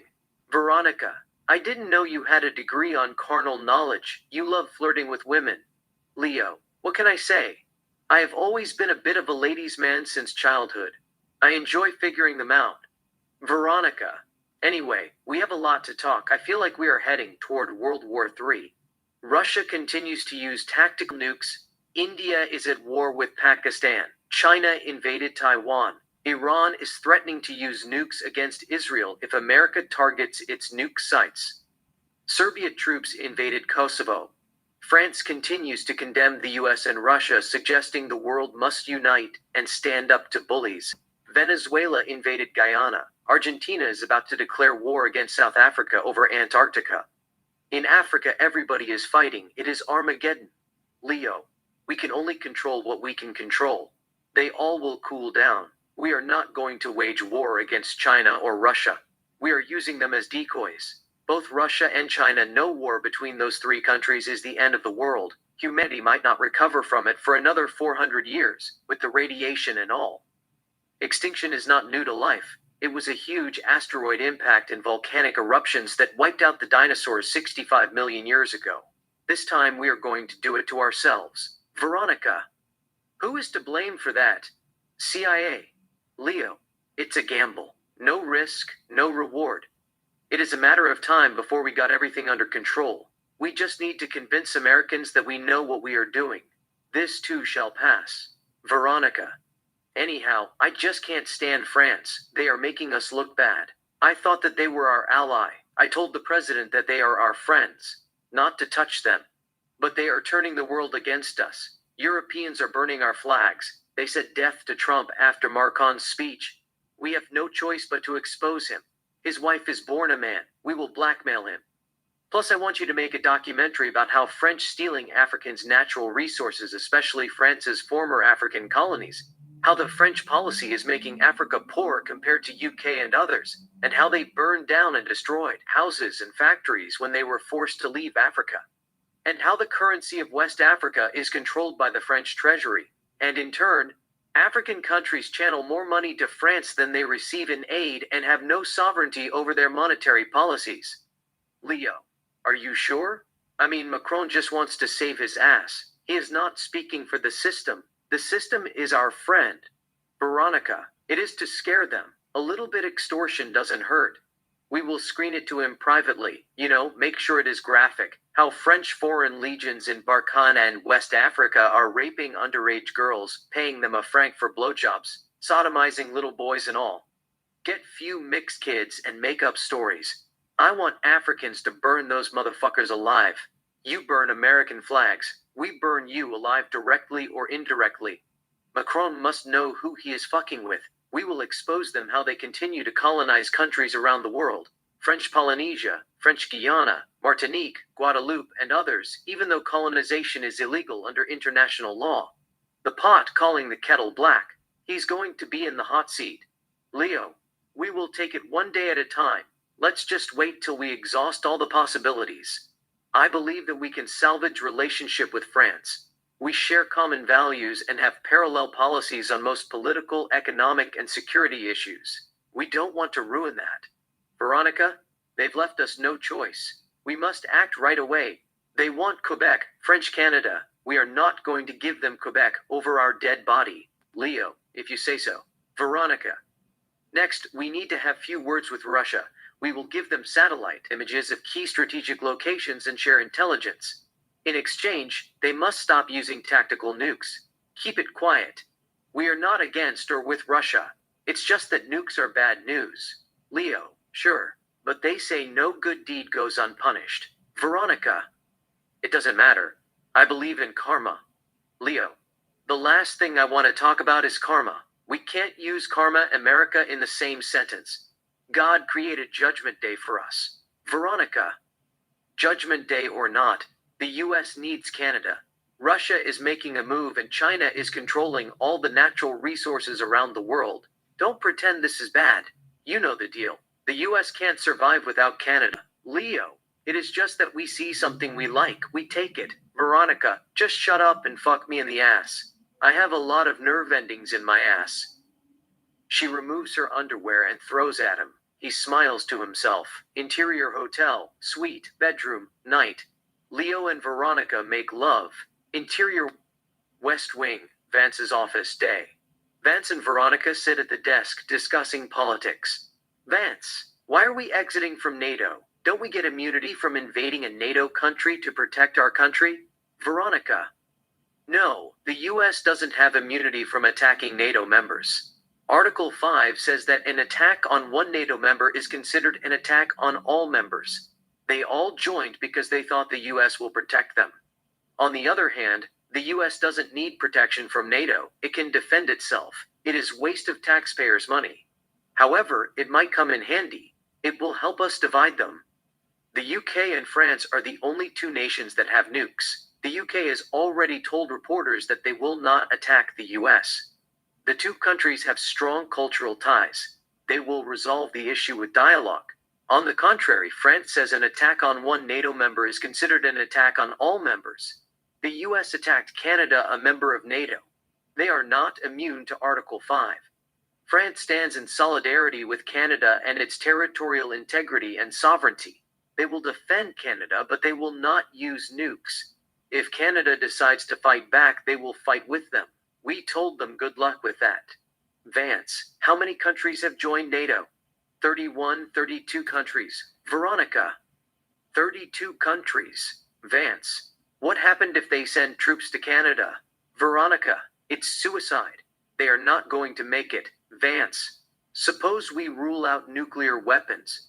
Do you think the US can beat 32 countries? Veronica, first, they are not 32 countries. You take out the US, you take out UK. They have already exited from NATO. Russia has already invaded Estonia, Latvia, and Lithuania, who are members of NATO. Slovenia, Montenegro, and North Macedonia are fighting with Serbia separatists. I doubt that Spain will send troops to the US. They are going through a rough economic patch.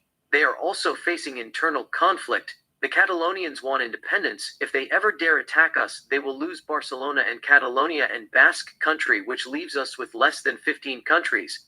We will defeat them under 48 hours without nukes. The biggest threat is France. They possess nukes, yet we have already said no nukes. We will go at it fair and square. Vance, let's not underestimate our enemies. Norway, Sweden, Turkey, Germany, and Poland have strong and well-equipped militaries. Veronica, I doubt Poland will join them. They are in panic mode. They think that Russia might attack them for arming Ukraine during Russo-Ukrainian war. It is payback time. Vance, okay, forget Poland. NATO is still strong without Poland. Suppose they attack us. USA is not hard to invade. We have large seacoast. We might bomb most of them, if not all of them, which means it would be air warfare. Veronica, they don't stand a chance. Vance, what about France? I am running out of patience. We have to be careful. French people have a lot of pride. They hate America.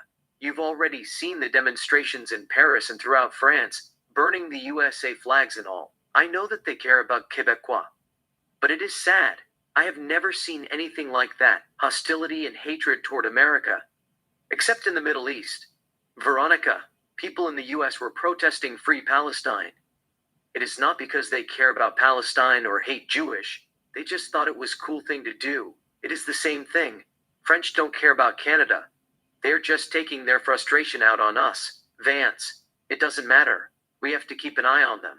They have nukes. Veronica, we should have divided Greenland between the UK and France. The UK keeps North Greenland, and France gets South Greenland, or East and West, something like that, instead of just giving everything to UK. That's why they are mad. They think that we are taking them for a fool. The UK gets Greenland, we get nothing. I can't be ignored. We hurt their ego. Vance, fuck them. They all would have been speaking Germany without the US. It's a calculated move. We gave the UK Greenland because Canada used to be under British rule. Canada and the United Kingdom share a monarch, King Charles III, and they are both members of the Commonwealth of Nations. In addition, they promised us to leave NATO. Veronica, I know that, but we took them for granted. Jerry said the French are feeling like how Rodney Dangerfield was feeling. I don't get no respect. They don't get no respect. The US underestimates their power. Vance, what power are we talking about? Tell me it's not nukes. Veronica, France is a powerful nation with strong economy, military capabilities, cultural impact, and position as a permanent member of the United Nations Security Council. They have already imposed sanctions on us for invading Canada. Vance, they are just playing hardball. Plus, they want to please their citizens, who sympathize with Quebecois. Veronica, Who knows, maybe. They want to purchase Quebec from America. Vance, it's too bad. French Canada is not for sale. They laugh moderately. Intia, cafe today. Talking about work. Veronica has coffee. Julia has tea. Veronica. The military-industrial complex is giving us hard time. They are dumb as fuck. We can't offer to start proxy wars as we please. We are at high alert. One wrong move can ruin everything. We need Canada for economic security. Besides, things are changing. The world is catching up to us. Someone must tell them we are not living in multipolarity world. There are other global powers. We can't offer to put Americans' people's lives at danger. Julia. 30% of our budget comes from military-industrial complex. Without them, we can't function, so to speak. But they pay our expenses. Veronica. Trump will change that. Instead of giving the money to military-industrial complex, he has promised to give us the money directly. We are the one who are in charge. It is a sensitive matter. If we make a mistake, World War III will start. That's why we have to cut ties with the military-industrial complex. This must be done carefully. The military-industrial complex want war against EU and NATO. It is a bad idea. We don't want war. We must put them back in their place. Greed leads to destruction. Julia.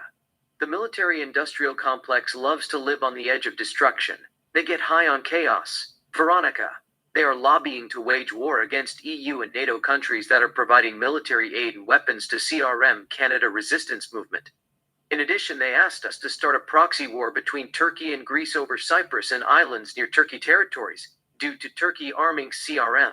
They don't know how deep in trouble the US is for invading Canada. They have already made billions of dollars. There are thousands of tanks in Canada, just for a show. Julia. The government didn't buy those tanks and weapons. They rented them. Veronica. It is the same thing. Military-industrial complex made billions of dollars renting them. If the US goes war, the government has no choice but to purchase the tanks, which means more money to the military-industrial complex. You know, I don't have problem with the military-industrial complex making billions. I'll let it slide as long as we get Canada. But at the same time, we must be careful. We can't let them call the shots. It could lead to World War III. We don't work for the military-industrial complex, we work for the government of the United States. I know in the past we all did what we had to do. It is what it is. Now it has reached a boiling point. This is a whole new ballgame. We can't offer to make a mistake. Julia. So, what are we going to do about the Canada resistance movement in Russia and northern Canada? They are terrorizing Alaska and North America, blowing up factories and government buildings and American-owned companies and institutions. It is pure terrorism. Veronica. Military-industrial complex created the Canada resistance movement so they could sell weapons. It is stupid. They are working with ex-CIA agents. Nonetheless, we are not going to go to Russia and attack them. Instead, we will take out their leaders one by one. We know who they are. Julia. What about volunteer fighters around the world? There is a website. They are recruiting fighters around the world to join Canada resistance movement. CRM has office in Russia. They have just opened office in China, France, Iran, and North Korea. In their website, over 10 million people have shown interests, joining their cause. The majority of them are from the Middle East. They are recruiting fighter like ISIS. They are even recruiting fighters here in the US. Veronica, it's just propaganda. We'll destroy their website. Julia. Japan has condemned the invasion of Canada. Are they our ally or enemy? Veronica. They are our ally, but they want something in return. Trump has already assured them to hire Japanese mining companies and infrastructure investment firms in enterprise to mine and build infrastructure. Billions of dollars worth deal. In addition, citizens of Japan can travel to America visa-free. Julia. So why did they condemn us? Veronica. They don't want to be ostracized. You know, the world is against us. France and EU are planning to boycott US products and countries that support the US. It is okay. You can say we disagree with the United States. You then turn around and shake Trump's hand. You kill two birds with one stone. Japan is trying to kill two birds with one stone. It's all. Japan's economy is heavily dependent on the US. They need us as much as we need them. Julia. China and Russia, nothing has changed. Veronica. In politics, keep your friends close and stay away from your enemies as far as you can. We must stay away from those two countries. Let them wreak havoc. It is none of our business. The goal is to integrate Canada to the US. I want you to gather information, which will help us make Canada 51st state of the United States sooner than expected. Julia, I just have one question. What about North Korea? We are not going to allow North Korea to invade South Korea, are we? Veronica, like I said, it is none of our business. You have to look at the bigger picture. We have a bigger fish to fry. Henry Kissinger said it may be dangerous to be America's enemy, but to be America's friend is fatal. South Korea is on its own, so to speak, but Canada is the Holy Grail. We are not going to fight over a teacup. We must avoid war with countries that have nukes by any means necessary. Julia, I'm just curious. Who would win the war between North Korea and South Korea? Veronica, without the help of the US, South Korea can't stand a chance. All North Korea has to say is surrender, or we will drop a nuke in Seoul. End of the story. Julia, they are not going to drop nuke on their own people, are they? I mean, they are both Koreans. Veronica, yeah. But the North is crazy and the South is stubborn. It's a bad combination. Be that as it may, but when you mix two together, one of them tends to dominate for some reason. Crazy has the upper hand over stubborn. It is like mixing Coke and coffee. The coffee flavor usually dominates due to its higher caffeine content. You still get coffee with a slightly sweet and carbonated aftertaste. You will get a big North Korea with K-pop stars when it's said and done. Veronica gets up. Veronica, anyhow, I had a meeting with the VP. See you, Julia, bye. Veronica walks toward the direction of the camera. Interior West Wing, Vance's office day. Vance has a word with Veronica. Vance, what do you think of Israel? Veronica. Jesus Christ, Mary Magdalene, Moses and the Ten Commandments and Bible. Vance, seriously. Veronica.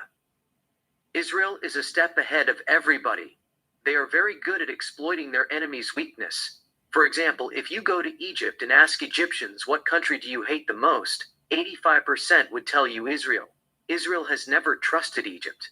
They knew it's a matter of time before Egyptians appoint an Islamic fundamentalist leader and declare some kind of holy war against Israel sooner or later. To prevent that from happening, Israel went down Ethiopia and built a dam on Blue Nile, technically speaking, but they were behind the building of Grand Ethiopian Renaissance Dam, secretly funding it. Mossad has written all over it. They want to use it as a leverage. Egypt is a desert. Without the Nile River, Egypt's economy would collapse. No agriculture, no drinking water, and no industries. The majority of Egypt's water supply depends almost entirely on the Nile. 80% of the water comes from Blue Nile. First, Egypt said that they wouldn't accept refugees from Gaza. The US threatened to cut their water supply. With the advice of Israel intelligence, Egypt had no choice but to take them. Vance, we need Israel on our side. Veronica. They are on our side. They openly supported the invasion of Canada as national security to prevent World War III. And they doubt that Canada is better off the US. Canada should join America and form a powerful nation. Vance, Arab nations are talking about waging war against Israel. They think that Israel can't stand a chance without America. What are we going to do about it? Veronica, what is the population of Israel? Around 10 million. The US will take all of them. Vance, what do you mean the US will take all of them? Veronica, I had this bad feeling. It's going to be uglier than Holocaust. We must evacuate all of them and then defend Israel's territorial integrity by air. Regardless, we cannot offer to send troops to Israel. The world must think we are at risk. Russia and China are our enemies. We need Canada to defend our country. Vance, in your opinion, who poses a greater threat, China or Russia? Veronica. China. They are moving at the speed of light, in the sense they are taking us to school, so to speak. But they are ahead of us economically. It makes you wonder if communism is good. We can't stand a chance without Canada. Vance, the US invading Canada has done nothing but create chaos around the world. I know we need a little bit of chaos in our soul to give birth to a dancing star. But it has caused chain reactions, the domino effect. Everybody is going at it. Millions have died for no reason. Just imaginary lines and false ideologies. Veronica. That's sad. But we have a job to do. Our job is to save America. I'm not talking about now, but in the future. Just ask yourself, what would Romans have done if they could go back in time and undo a mistake? Vance. Not just a mistake, mistakes. Rome fell because of political corruption, economic decline, military weakness, and external invasions from barbarian tribes. I know what you are trying to say. One thing stands above all of them: economic decline. Without strong economy, you can't have a country. Veronica, the world is a battleground, but we don't fight with tanks, bombs, and rockets anymore. That is entertainment. We battle with goods, service, currency, and economy. Win the battle of economy. You win the war. That's why Canada is so important to the US. We can't offer to fuck this up. Vance. Anyhow, let's talk about Israel more. Can Israel defend itself? We'll support them financially. In addition, we will send a couple of American troops, saying they are American Jewish, collision of the willing and volunteers to save the Holy Land from Muslim occupation. But is that enough? Veronica. There are 22 countries in the Arab League alone, without counting Iran and Turkey. The population of Egypt alone is 115 million. This is not going to be a 6-day war. It is going to be a holy war. They are going to hit Israel with everything they got, with the support of Turkey, Iran, and other Muslim countries like Pakistan, Bangladesh, Afghanistan, and even Indonesia and Malaysia. They are waiting for an excuse to declare holy war on Israel. I think we might have given them an excuse to do it by invading Canada. Vance, let's not get ahead of ourselves. The Arab League is fake. They are composed of Palestine, Djibouti, Somalia, Sudan, Syria, Yemen, Comoros, Mauritania, Iraq, Lebanon, etc. Most of them can't even feed themselves. There are fighting civil wars. What makes you think that they can stand a chance against Israel with their nukes? I am not underestimating Saudi, Qatar, and United Arab Emirates. They have more money than God. They can finance the war. But Israel will destroy Mecca and Medina. Just think about it. If Israel drops a tactical nuclear weapon in Mecca, Muslims can't travel there and pay respect to Muhammad or Allah due to the fear of being exposed to radiation. The Quran clearly states Muslims are required to make the pilgrimage to Mecca, known as Hajj, at least once in their lifetime. The Saudis knows it. Israel knows it. That's why the government of Saudi Arabia always uses dialogue to solve problems. Veronica, nothing is certain. Maybe Saudi Arabia will sit it out this time. The Arab League knows the stake. They are not going to involve Saudi Arabia in the mess. They will try to attack Israel without Saudis. The number favors them. They will overwhelm Israel. It is going to be a massacre. They are going to put Israel in a position to kill millions of people. Vance, I agree with you. It's suicide. Israel is surrounded by Arab nations. They will attack them from every which way, south, north, west, and east, on water and land. It is like zombie apocalypse. Except they are not zombies. They are bloodthirsty killers. They will kill everything that breathe and walk: children, women, elderlies, and Holocaust survivals, in the name of Allah. River to the sea. Even if Israel kills 1,000 Arabs for one fallen Jew, it will not be enough. They will keep coming after them, till all of them die. Veronica, Israel will not hesitate to kill all of them. Arabs might be stubborn. Israel knows how to play crazy. Vance, what is the difference between crazy and stubborn? You can be crazy and stubborn at the same time. Veronica, it is true, but crazy usually has power. They have the power to destroy you. They will destroy you if you get in their way. Sometimes their actions make no sense whatsoever. On the other hand, the stubborn don't change their mind no matter what. They don't listen even if they have no power, and they usually have a case. However, it is not about who has a case. It is about who has the power. Vance, I get it. Let's just hope that they will not wage war against Israel. It would ruin our plan, figuratively speaking, but it would throw us off guard. We must prevent World War III by any means necessary. Veronica, I am with you on that. USA and Russia or China don't have to go at it to label it World War III. In fact, Russia is about to go war with NATO. Vance, I thought that NATO has collapsed, so to speak, but they can't offer to go war against Russia without UK and the US. Who is running NATO? Veronica, EU, France, Germany, and Italy. The EU is saying they will defend European countries and stop Russian aggression. They are planning to send troops to Ukraine and Baltic states and wage a war. Yet Russia accused them of using double standards and being hypocrite. They refused to take action against the USA despite the fact Canada being a member of NATO. Choose your enemy wisely, Vance. It is not worth it. We must bring peace and stability to the world. There is going to be a peace summit in Switzerland, video conference. Nobody is trusting anybody. They all are coming, G7, Russian and Chinese leaders. Trump told me to represent the United States. What is the plan, Veronica? First, you have to tell them Canada will be part of the United States no matter what. It is non-negotiable. The US needs Canada for national security. Second, Russia may keep the former USSR republics, non-NATO members, such as Kazakhstan, Ukraine, Kyrgyzstan, Azerbaijan, Uzbekistan, Turkmenistan, and others, but exit from Estonia, Latvia, and Lithuania, Baltic states. They are the members of NATO. Just to keep things in even keel. I think Putin will agree with us. He doesn't care about the Baltic states. He has nothing to lose but gain. Then warn France. It's not worth it. They can't win war against America or Russia. They are not in the position to replace the US as the world's policeman or play peacemakers. It is a big mistake. They might want to sit it out. It is for their own good. Paris is a beautiful city. Nobody wants Putin or the United States to destroy it. France is not a saint either. They are stealing African natural resources. The pot can't call the kettle black. They are more corrupted than Mexico with their connection with drug cartels. Vance. What about China? What should I tell them? They took Taiwan. Veronica. You should just tell Tenai to treat Taiwanese with love and respect, so to speak. But the US believes in one China. We need China. China is the United States' largest trading partner.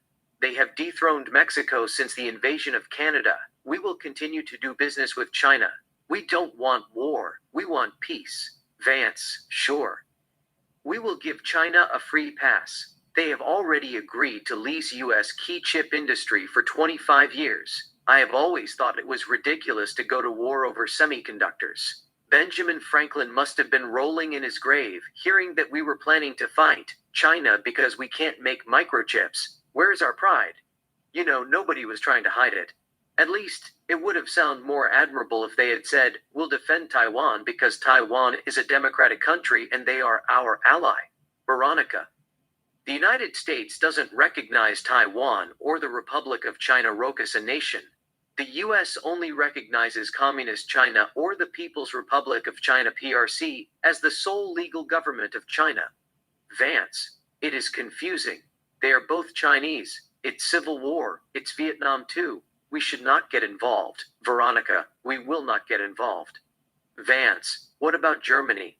They feel like they are left out. They want to replace NATO with United Europe Force, UEF. Their Nazi instincts have already kicked in. They are making a lot of noise, sending troops to Poland to fight the Russians. Veronica, just warn them not to make the same mistake twice. Germany started World War I. They started World War II. Millions died for no reason. Third time is not a charm. It is extinction. Germany has the chance to redeem themselves by being neutral. The United States will assure them that Russia will not attack Germany.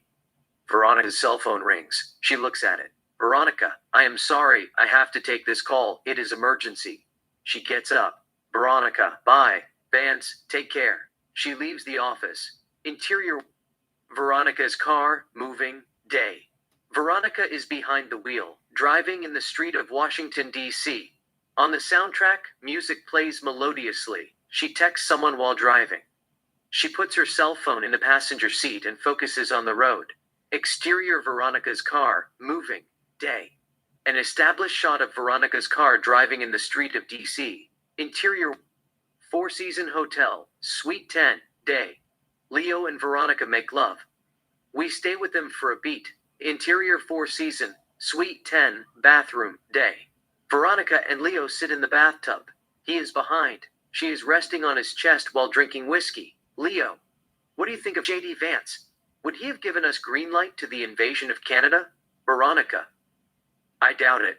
He is a little bit twisted, but he's not that crazy. Plus, he wouldn't have gotten away with it. He's too smart. When you are smart, people expect you to do the right thing. He knows what is right and what is wrong. On the other hand, Trump doesn't have to explain himself. He just goes with the flow. He is like Godfather. I'm going to make you an offer that you can't refuse. Take it or leave it. Trump doesn't care about anything else but Americans' interests. He doesn't have to justify himself to anyone. We have to make the most out of it. Leo, we have already got the most out of it. We got Canada without breaking a sweat, so to speak. But it was a piece of cake. I thought they all would hit us with everything they got, sanctions and all. Veronica, let's not get ahead of ourselves. The work is not done. It hasn't even started. The world is on fire. We are heading toward World War III. The job is not completed till we bring peace and stability to the world. At least, we have to reap what we sow. Without peace, there is no prosperity. We need to put an end to the war between Russia and EU, or it will spread like wildfire. Leo, it has already spread like wildfire. We are looking at World War III. Millions have died. Veronica. Still, it is not too late to stop it. They all are blaming us. We started it. This would have never happened if the US had not invaded Canada. The police become a criminal. We started it. We must end it. She gives him her lips to kiss. Leo, we will end it. They kiss. Interior Oval Office, day. Trump has few words with Veronica. Trump, what is the plan? Veronica.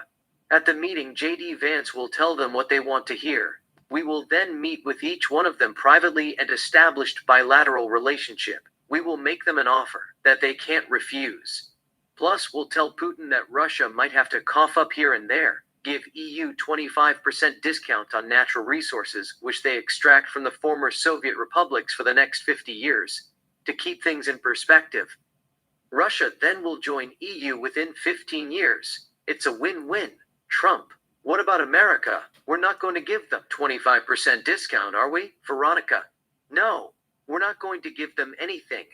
The United States is not Europe. EU is not fighting against us. They are fighting against Russia. They may defeat Russia, but they can't defeat the US. If they can defeat you, you give them something. But if they can't defeat you, you give them nothing. Trump, it makes sense. Veronica Vance will tell Putin that the US just wants to end the war. We desire peace. The United States is doing them a favor. Putin may keep the land, but he must share the natural resource with the rest of the world. Trump, what about tactical nuclear weapons? What should we do about it? Veronica, I told Vance not to mention it to Putin. Russia is going to use them whether we love it or hate it. They lost a lot of men in Russo-Ukrainian war. Just address it on the G20 meeting. You condemn the use of nuclear weapons, tactical or strategical. All human lives matter. The US opposes the use of tactical or strategical nuclear weapons. It's malicious and unacceptable. But we won't tell him that to his face. It is none of our business. I mean, it's bad. My heart goes out to them. But we have to look at the big picture. It could get worse. If Russia is cornered, they might push the button. We can't take a chance. Putin will achieve what he sets out to do by any means necessary. This is going to be his legacy. We are not going to get in his way. We got Canada. In the sense we have given him the legacy indirectly. Trump, we get Canada. Let's them have CCCP. Veronica. We might need Putin and Russia to put pressure on us seemingly to unite Americans. There is a division. Some are saying they stand by Canada. Others say that America is a bully. Trump. Propaganda has been used to win wars for centuries. It is war of information.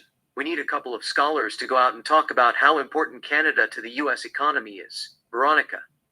We are doing it, talking about it, and promoting it on YouTube, Fox News, other media outlets, including CNN and BBC. People who have a little bit of brain in their skull support the invasion of Canada. The working class get it, but they don't really care about the future. The motto is, just put food on the table. No inflation or no nothing. Middle class are conflicted about it. Some supports it. They know what Canada can bring to US economy. Others oppose it. They want to know what is right and what is wrong. What are the moral value of the United States? Freedom, democracy, equality, and justice to all. We might as well add coercion, extortion, corruption, and exploitation. They are basically accusing the US of being a bully. And there are those who are worried about chain reactions. What happens in America could affect Europe, Asia, Latin America, and Africa, with Russia invading the former Soviet republics and all. It has created chaos around the world. On the other hand, upper class supports your vision. They are looking forward to exploiting Canada's natural resources and make a lot of money, capitalism at its finest. Of course, we can't ignore college students. They are pain in the ass. They burned more USA flags than Palestinians did in the last 95 years. Trump, what is their problem? Veronica, just being naive, or rather being young and clueless. They think advocating for the weak and upholding the rights of the marginalized is the foundation of high moral compass. And having a high moral compass is the same as virtue and valor. Survival of the fittest is a myth. They want to stand up for those who cannot speak for themselves, defend the powerless. That's college mentality. They live in the fantasy world. They don't really care about the future of America. Trump, there are a lot of demonstrations. We have to do something about it. Veronica, just tell them. There is a martial law. No one is allowed to demonstrate till the martial law ends. It is a national security risk. We can't offer to give our enemies a head start, or we will lose the war on democracy and freedom. Trump, that's not a bad idea. No more demonstration. No public gathering. No more burning the US flags. It is a felony. It is a high treason. I will address it tomorrow. Veronica, don't sweat it. You have still a lot of supporters. MAGA is behind you. They are beating the shit out of those who burn American flags. Let them handle it for you. Trump. Anyhow, there is a talk about Marco's wife DNA. The Russian tested her DNA and leaked it. Is CIA behind this? Veronica, no, it's MAGA. It's fake news. But the Russians knows that she's a man as well. They are saving it for a rainy day. Trump, is CIA planning to expose him? Veronica, no, we're saving it for a rainy day too. Trump, is he a threat to our democracy? Macron, Veronica, no, he is not. He just wants the piece of the pie. We are not going to give them anything. He just has to look other place. Africa has a significant amount of untapped natural resources, including large reserves of minerals like cobalt, platinum, and chromium, as well as oil and natural gas. We will leave it to them, or rather we will take that away from them, if they continue to be pain in the ass. Trump, talking about Africa. Egypt just bombed the Blue Nile Dam. They are at war with Ethiopia. Ethiopia has threatened to poison the water. They warned Egyptians not to drink tap water. I don't know whether to export water or sell weapons. What is going on there? Veronica, it's part of the plan. We didn't want Egypt to attack Israel and start a holy war in the Middle East. Instead, we pitted them against Ethiopia. There is no major damage. They will fix it. However, we warned them, if Ethiopia poisons the water, they will lose Blue Nile. It is crime against humanity. If anything happens to that water, Egypt will get to keep the Blue Nile permanently. It is to keep things in even keel, or rather to establish trust with Egypt. It is Israel that advised Ethiopia to poison the water as a threat. No Egypt, no holy war. Trump, we are not going to give Blue Nile to Egypt, are we? Veronica, no, not in a million years. If they get Blue Nile, they will declare holy war on Israel. The motto is, promise them the world but give them nothing. It has worked for thousands of years. It will continue to work like a charm. Trump, wait a second. Why wouldn't Israel threat to poison Nile River if Egypt attack Israel? Veronica, Israel doesn't threat. They will just do it. If you kill one Israel, they will kill 1,000. That is their policy. Trump, Canada is the 52nd state. Israel is unofficial 51st state. Veronica, it's true, but it's just that Canada, the 51st state, sounds better. Israel is like Puerto Rico and Virgin Islands, with a lot of enemies. Trump, talking about Africa. Was Liberia used to be part of the US? Veronica, something like that.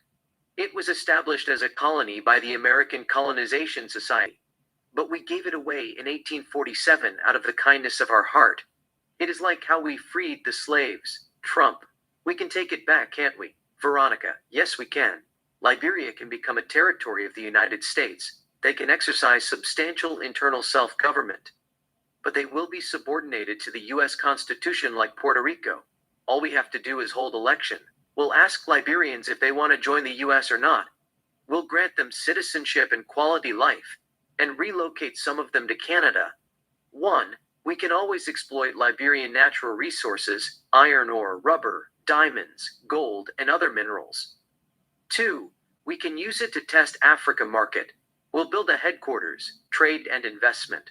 3. Liberia will serve as a military base in Africa. 4. And my favorite, we will keep it green. Fill it with all kinds of wild animals and use it for tourism. It is a big Disney World or theme park. Trump. I like 4 too. Nobody wants to live in Liberia. It is a poor country. I will talk to the president of Liberia. What is his name? George something. His son plays for US men national team. I met him. Veronica, George Weah. He is no longer the president of Liberia. He lost to Joseph Boakai in 2024. Trump. I don't watch African news. A couple of years ago, I was watching the US national team playing. George's son scored a goal. They told me that his father was the president of Liberia. His mother is American. I was impressed. We'll take Liberia and turn it into the biggest theme park in the world. Veronica. It is a done deal. Trump. Now, we have Canada. People keep asking me, is Canada going to be 51st state or are we going to divide it? What should I tell them? Veronica. Just tell them Canada is 51st state of America as a whole for the time being. Congress will figure it out in the future. Trump. What about, can Canadians vote? Veronica. Tell them they will vote once the dust settles. They will achieve statehood sooner or later. It will take a couple of years. White lie doesn't hurt, 5 or 10 years, or maybe less. Assure them it depends on them. They have to stop causing trouble. Now, they are Americans. They have to respect the law. If they break the law, they will be prosecuted and punished by American court system. Exterior Toronto Day. A quick take of the city of Toronto. Exterior, Toronto, downtown day. Canadians, thousands of them, continue to protest in the street. They shout Free Canada while waving Canada flag. Some of them are holding signs, Canada will never be a part of the US. Say no to a bully. US troops and military personalities keep an eye on them. 4 US helicopters are flying in the sky. Diana covers the story. Matt records her. Kevin stands nearby. Diana, it feels like the end of the world. It's wrong. The US just can't invade a country and expect to escape punishment. They think everything will be okay. They can circumvent the law and do whatever they want. It's against the international law. We can't violate other countries' sovereignty, independence, and territorial integrity. There will be consequences and repercussions. Millions of Canadians are protesting in the streets of Toronto. A man throws a coffee at the camera as he walks by. Diana. Asshole. They stop filming. Diana, what's wrong with him? They are upset. Kevin, it's okay. We got everything. We are done. Matt cleans the camera. Kevin, we might have to go to Montreal and cover the war. They are fighting in Quebec.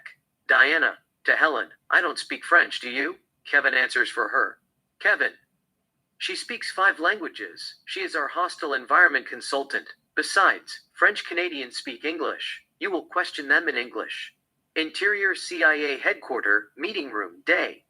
Veronica and 8 top CIA officials sit at the round table and discuss the mission. Kevin, what is the end game? Veronica, to make Canada part of the United States as soon as possible. Kevin, no. What's the plan? How are we going to prevent uprising? Millions are protesting around the world. As you know, the population of Canada is 48 million. Suppose 10 million believe they have something to prove and clash with the troops. We can't arrest all of them. Veronica, just the leaders. Where there is no head, the body is confused. Give them time. They are going through the 5 stages of grief, denial, anger, bargaining, depression, and acceptance.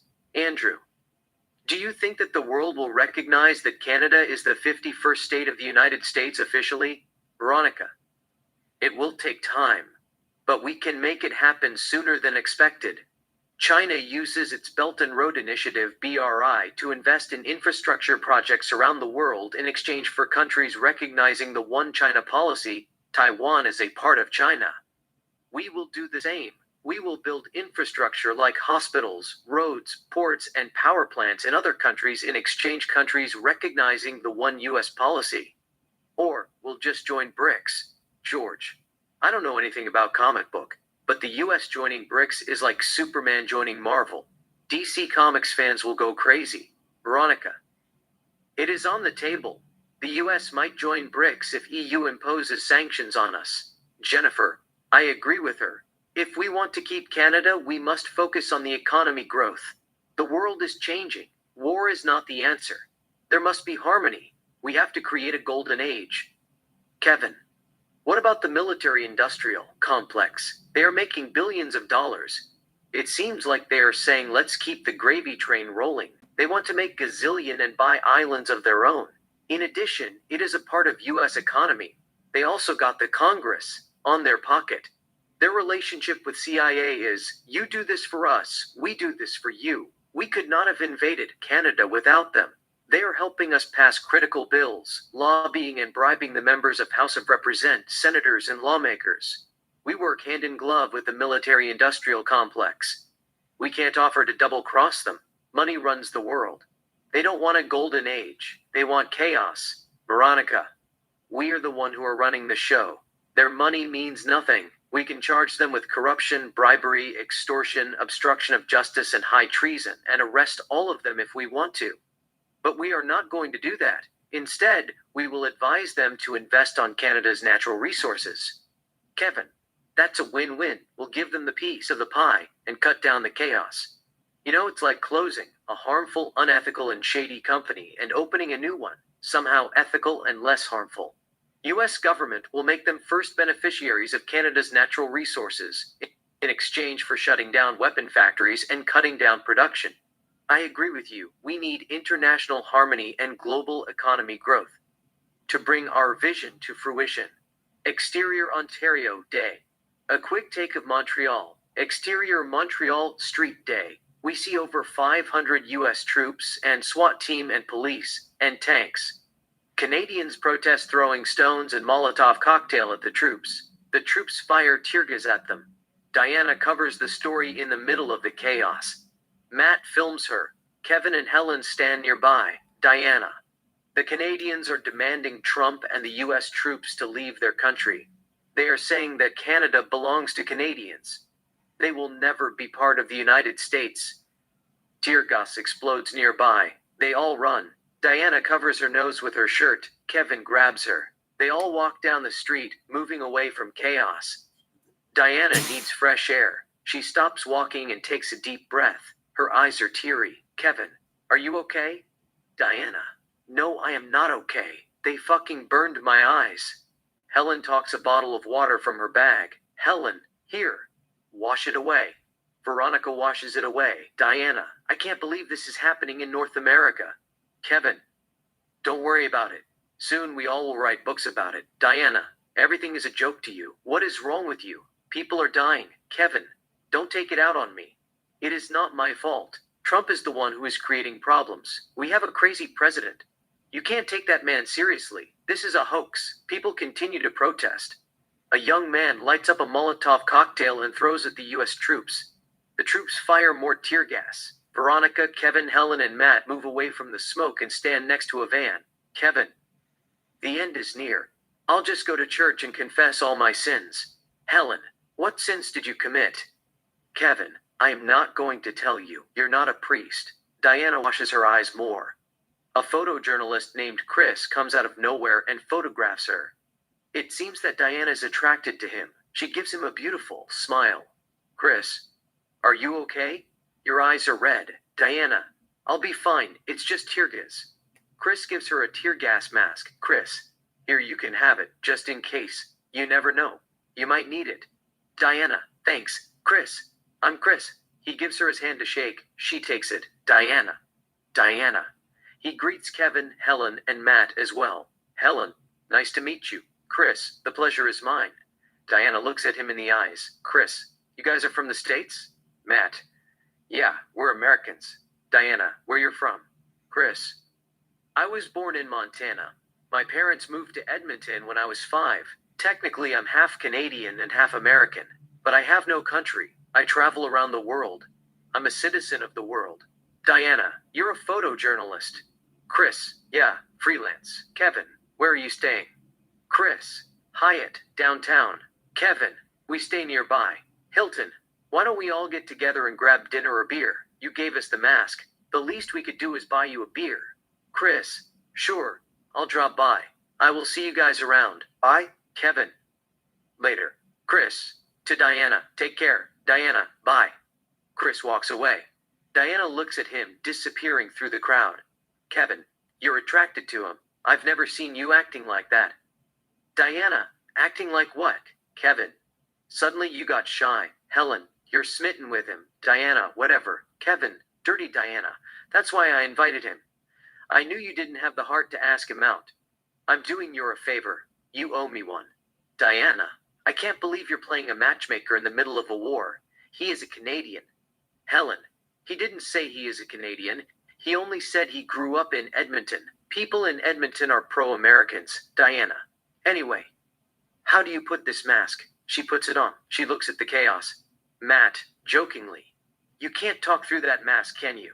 She tries to speak, playing along. Diana removes the mask. Diana. I don't need it. It is uncomfortable. I will return it to him. Kevin. Just keep it. He gave you because he has a crush on you. If you guys have kids, you tell your children that their father gave you a tear gas mask as a token of his affection. Diana. I didn't know you were a romantic. Kevin. I had my moment. Diana.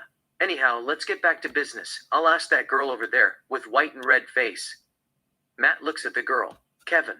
She looks like she just returned from a soccer match. Okay, do your thing. They walk up to her. Diana. Hi, I am Veronica from CBT News. Do you mind if I ask you a few questions? Girl 1, what is it? Diana. Trump is saying the United States needs Canada for national security. What is at stake? Girl 1. Freedom. Diana. What does freedom mean to you? Girl 1. Freedom is everything.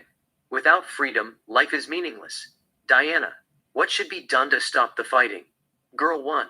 We want American troops to withdraw from Canada. Just leave us alone. We don't want to be part of the United States. Canada is not America. Diana. Do you have a message to Donald Trump? What do you want to tell him, if he is watching this? Girl. Go fuck yourself, Trump. We don't want you here. You're not welcome. This is our country. We would rather die than become Americans. Long live Canada. Diana, thank you very much. The girl walks away. Diana. Canadians are saying that they don't want to be ruled by the United States. They are fighting for their freedom. A tear gas explodes nearby. People run away in confusion. Kevin protects Diana. Kevin, let's get out of here. It is not safe. Come on. Kevin takes Diana away from the fog. They all walk away. Kevin. Here, put it on. Diana puts on the mask. Matt, Diana, Helen, and Kevin cross the street. There is a lot of commotion in the street. People protesting and throwing stones at Molotov cocktail, shooting fireworks, and police firing tear gas and rubber bullets at protesters, etc. Interior Hilton Hotel, bar, night. Diana, Chris, Kevin, Helen, Matt, and a journalist named Sarah sit at a table, enjoying their outings. Diana. This is madness. They are breaking international law. You cannot take a country by force. Kevin Trump say that the US need Canada to prevent World War III in case China or Russia attacks us. Diana. That's bullshit. You can't take your friend's house because your enemy broke your window with a stone. Besides, how do we know those guys were Russians? Russian government said that they were hired by Americans. It is a lie. Kevin. Of course Russians are going to deny it. Politics are too complex. You can't trust anyone. Diana. Still, it has nothing to do with Canada. They have always been our ally. Kevin. They are a liability. You don't want Chinese and Russian spies in our borders operating. If a war breaks between the US and Russia or China, all Russia or China has to do is target our nuclear facilities. They know too much. We need Canada for a buffer zone. Diana. You work with the government of Canada to create a buffer zone. You just can't colonize it. Kevin. It's better to be safe than sorry. Always take your destiny in your own hands if you can. Diana. Everybody is saying America is a bully. They prey on the weak. It is not right. Kevin. It is not about who is right or who is wrong. The government is doing this to root out Russian and Chinese spies and protect citizens of the United States from nuclear and biological warfare. Trump doesn't want to take a chance. He did what he had to do. Helen. I didn't know you were a big Trump fan? Kevin. I'm not a Trump's fan. In fact, I despise him. However, this time he made the right call. Interior White House, Oval Office night. Trump has a word with Veronica. Trump, what is going on? NATO is not going to wage a war against us, are they? Veronica. No. Article 5 of the treaty says if an armed attack occurs against one of the member states, it should be considered an attack against all members, and other members shall assist the attacked member with armed forces if necessary. The most important words in the article is if necessary. None of them believes it is necessary to go to war with the US. It is suicide. Some say war is not going to change anything. Others are saying the Article 5 doesn't apply to a conflict between two NATO members. In addition, they are planning to pass a new article. If a war breaks between two member states, other member states can declare neutrality and resolve the issue with dialogue, diplomatically. They must not be forced to choose sides. Trump, they are saying we are the aggressor. We invaded Canada. We broke an international law. Veronica, it does not matter. NATO is no match for America. We will crash them in our sleep, so to speak, but it will only take a week to put them to rout. They can't stand a chance. Trump, who has the biggest military in Europe. Veronica, Turkey, Trump, I couldn't keep track. How is Turkey reacting? Veronica, Turkey says that they will follow Article 5. A treaty is a treaty. They will remain loyal to NATO no matter what, but at the same time they will not face the United States alone. All 30 members must participate. If one member refuses or pulls out, they won't participate either, unless the member state is expelled from NATO for refusing to participate in the war effort, mobilization campaign, and defense. They are basically saying, you guys go first, we'll follow you. In other words, they will not wage a war against America in the right state of mind. Trump, they are voting to expel us from NATO. Do they know there would be no NATO without the US? Why can't they just accept Canada as the 51st state of the United States? It will make their job easier. Veronica, it is a matter of time before they all accept it. Let's be patient. They have no choice but to play along. Trump, we will not go war with China over Taiwan, will we? Veronica. No, we won't. China has already agreed to lease semiconductor companies to the US for the next 25 years. It is a win-win. In addition, we have moved most of the chip industries to Arizona. China is our meal ticket. EU will continue to impose sanctions on us. China is our lifeline. They are our key supplier of cars, spares parts, clothing, raw materials, and many other products. They are our enemy on paper, but they are our allies in reality. Trump, I like China. They are good people. We just need to find a way to stop Canadians from turning the world upside down. They're causing a lot of problems. Veronica, we'll take it one day at a time. Now they all are going through the motions. Once they see we are doing this to benefit them, and our action aligns with both Americans and Canadians' needs, goals, and well-being, they have no choice but to accept the reality. Interior Hilton Hotel, bar night. We are back to the bar. Diana, Chris, Helen, Matt, Sarah, and Kevin continue to discuss politics while taking sips from their drinks. A journalist named Joe has joined them. Sarah, I cover both the war in Gaza and the war in Ukraine. It was hell on earth. Matt, I understand why the US was supporting Ukraine. They have rare earth mineral and all. But I don't understand why the US support Israel. They have nothing. It is a desert. Diana, the US wasn't supporting Ukraine because of mineral.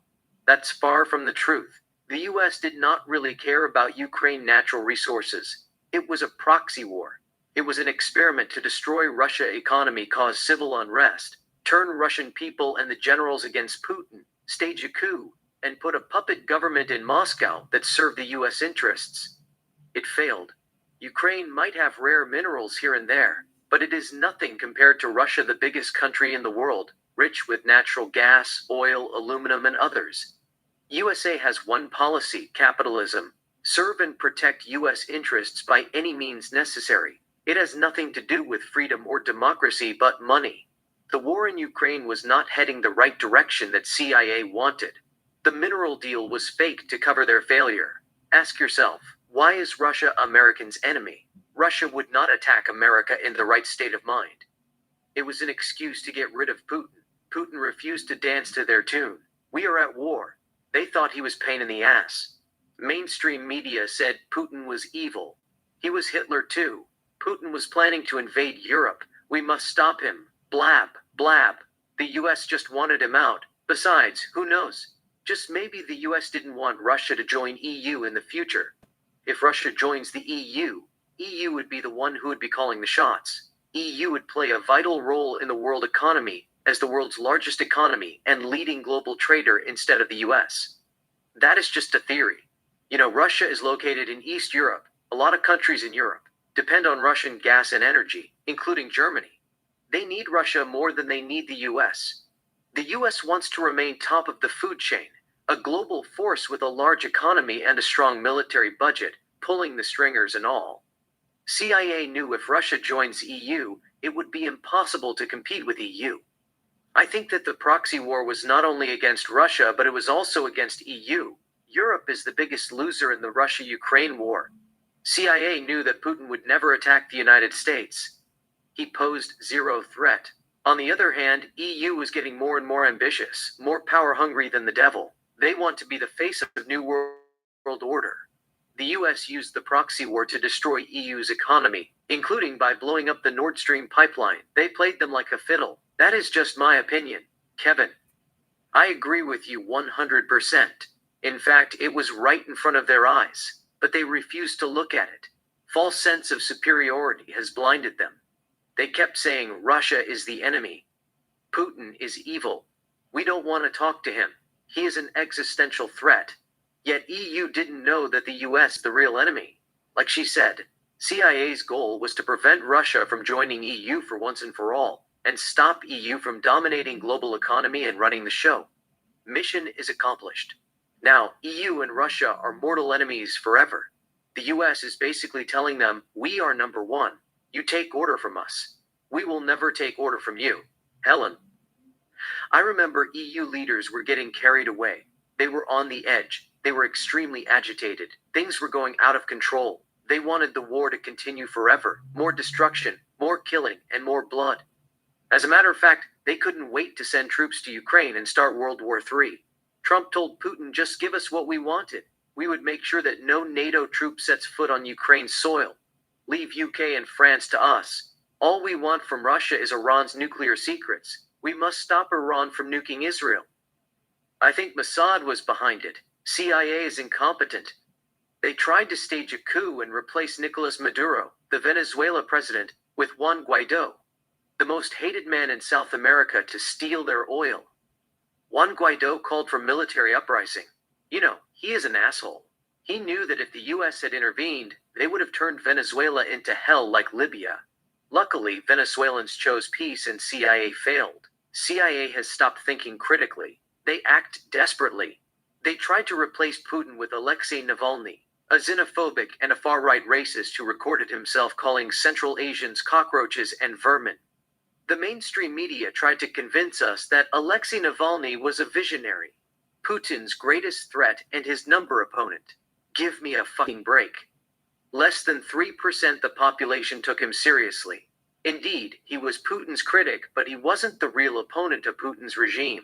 It was desperation by CIA. They should be ashamed of themselves. Kevin, it is as low as it gets. Helen, CIA thinks Americans are stupid. It doesn't matter whether it's truth or a lie. Their motto is, just tell them what they want to hear. People will believe you. Mainstream media push CIA's agenda. They go out and wreak havoc. However, it was like getting blood from a stone. Alexei Navalny had no chance of becoming Russia president in a million years. First, he was half Ukrainian. Second, they all knew that Alexei Navalny was an American's asset. They saw him as a traitor of the motherland. CIA is nothing compared to Mossad. Mossad has a high efficiency rate. For CIA, it is a game. But for Mossad, they are dealing with extinction. They don't play. For example, Assad had close ties with Iran. Iran is Israel's number one enemy. They destroyed Syria directly and indirectly. Russia had close ties with Iran. Before we knew it, the US, NATO, and Europe began to attack Russia. It's Mossad who put Zelensky in power. Ukraine has a genuine Nazi problem. Azov Battalion is a racist fascist organization. The US and Israel were arming them to fight Russia, a proxy war. For Israel, the goal was to eliminate Iran, but Iran is backed by Russia. If you take Russia out of the equation, it wouldn't be that difficult to defeat Iran. In fact, let Ukrainians do the heavy lifting for you. You focus on Iran. However, Mossad knows that Ukraine needs a lot of supports to defeat Russia. In order to draw sympathy, they had to fix Ukraine's image. No Nazi. The world hates Nazi. They had to discredit Russia. Ukrainians are not Banderites. They love Jewish people. Putin is a madman. What is he talking about? What is Nazification? Don't listen to him. He is a villain. Zelensky was playing a president and servant of the people, a TV show. Mossad contacted Ihor Kolomoisky, Ukrainian-born Israeli billionaire businessman, who also produced most of Zelensky's movies, and asked him to convince Zelensky to run for president. Zelensky, who has no experience, won the election in 2019. He is Jewish. How did that happen? Was it rigged? First round might have been rigged, but second round, it didn't matter.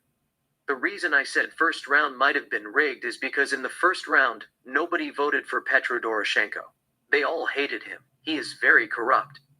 But Poroshenko still ended up getting 18% of the vote mysteriously and advanced to the second round. Zelensky got 31% of the vote. Yulia Tymoshenko got 14% of the vote and finished third. She got eliminated in the first round. They gave most of Yulia Tymoshenko's vote to Petro Poroshenko, so Zelensky didn't have to face her in the second round. Zelensky easily defeated Petro Poroshenko. Choose a thief or choose a Jew. Still 24%. Ukrainians chose a thief over a Jew. The Russo-Ukrainian War broke out. The world stood in solidarity with Ukraine. Whatever you do, just stay away from Israel. They are bad news. Erdogan criticized Israel over bombing of Gaza. He said, "May Allah destroy Israel." There was a big civil unrest in Turkey. Erdogan's approval rating fell below 30%. If Turkey and Erdogan are not careful, they will be next. The US Senate will pass a bill. They will impose all kinds of sanctions or say no trade with Turkey till Turkey withdraws from Cyprus and stops arming the new Syria government. Hayat Tahrir al-Sham, HTS, Kevin. America cares about Israel. Why is that? Kevin. The Jewish Americans are lobbying day and night to keep money flowing to Israel. Plus, Israel provides the US a foothold in the region. The US wants to protect their interests in the Middle East. There is a lot of oil. They use Israel as a jumping point. They also share intelligence, exchange information about threats, security, and terrorism. In addition, they produce high technology equipment, agricultural products, and pharmaceuticals. Matt. Still, that is not enough. There is something that we don't know. 10 million people in that small geographical area surrounded by over 500 million of Arabs. Something that doesn't add up. Why is in the Middle East? Things can easily go south. They should have given Greenland to Israel instead of England or moved them to Canada. Just give Israel to Palestine, move to West Canada. Israel's state within America, and start from the scratch. It's not safe. That place is hell. They have been fighting for over 1,000 years. Joe. I doubt America is going to abandon Israel. Even the Muslims knows it. Quran says, "O believers, take neither Jews nor Christians as guardians. They are guardians of each other." It has nothing to do with Jews American or lobbying or oil or intelligence sharing.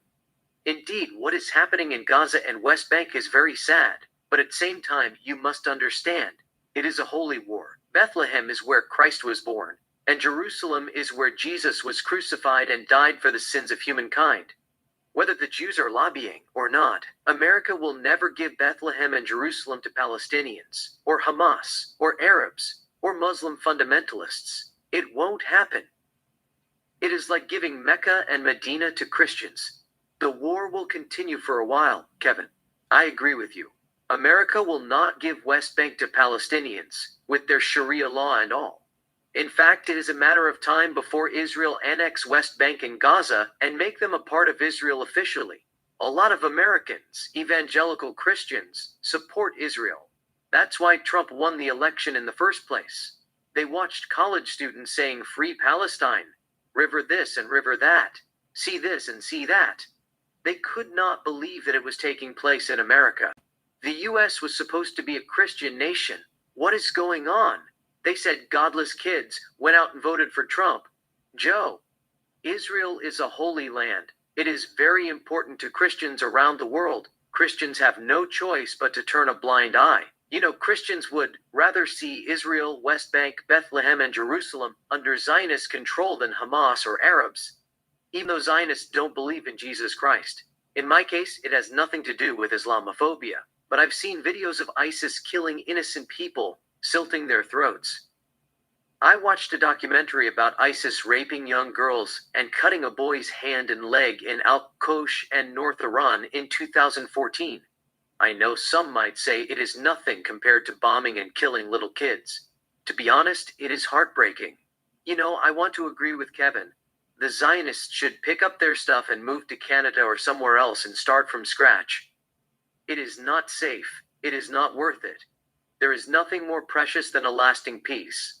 However, crime committed by ISIS stayed with me forever. It made me numb. What is sad is it was done in the name of religion. Kevin. Hamas are bloodthirsty killers, no question about that. They killed a lot of civilians on October 7th. They expected retaliation.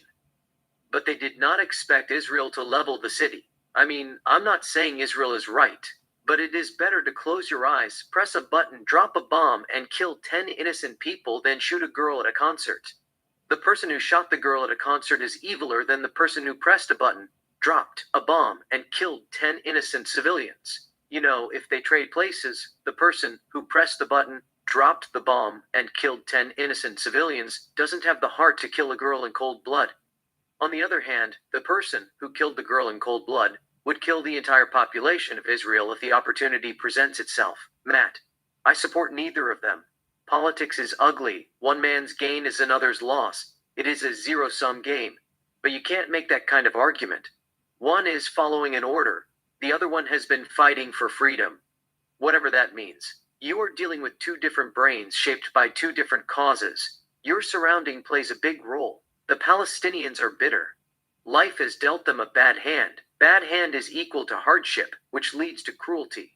On the other hand, Israelis have created opportunities for themselves. They tend to be less barbaric than Palestinians. Still, when they sense danger, they become vicious. They think that they are fighting for their existence. It is like game theory. Your action is caused by another agent. When things get tough, you get tougher. When you are scared, you do the unthinkable. It's a war. Nobody is innocent. Diana, it is circle of violence. They should have two-state solution and end the conflict. Kevin, it is easier said than done. As a matter of fact, that's the worst idea ever. Human rights advocates and so-called geopolitical experts say let's have two-state solution and end the conflict for once and for all, without talking to behaviorists and sociologists. Israel did this and Israel did that. That is not a solution.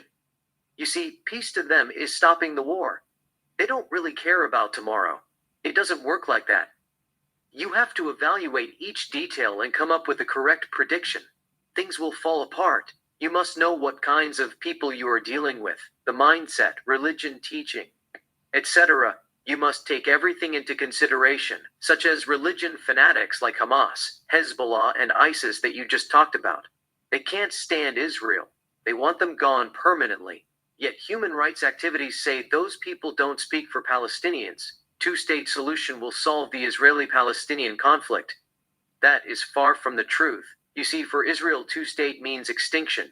Two-state solution will never work. Israel knows it. When you create a state, you build an army.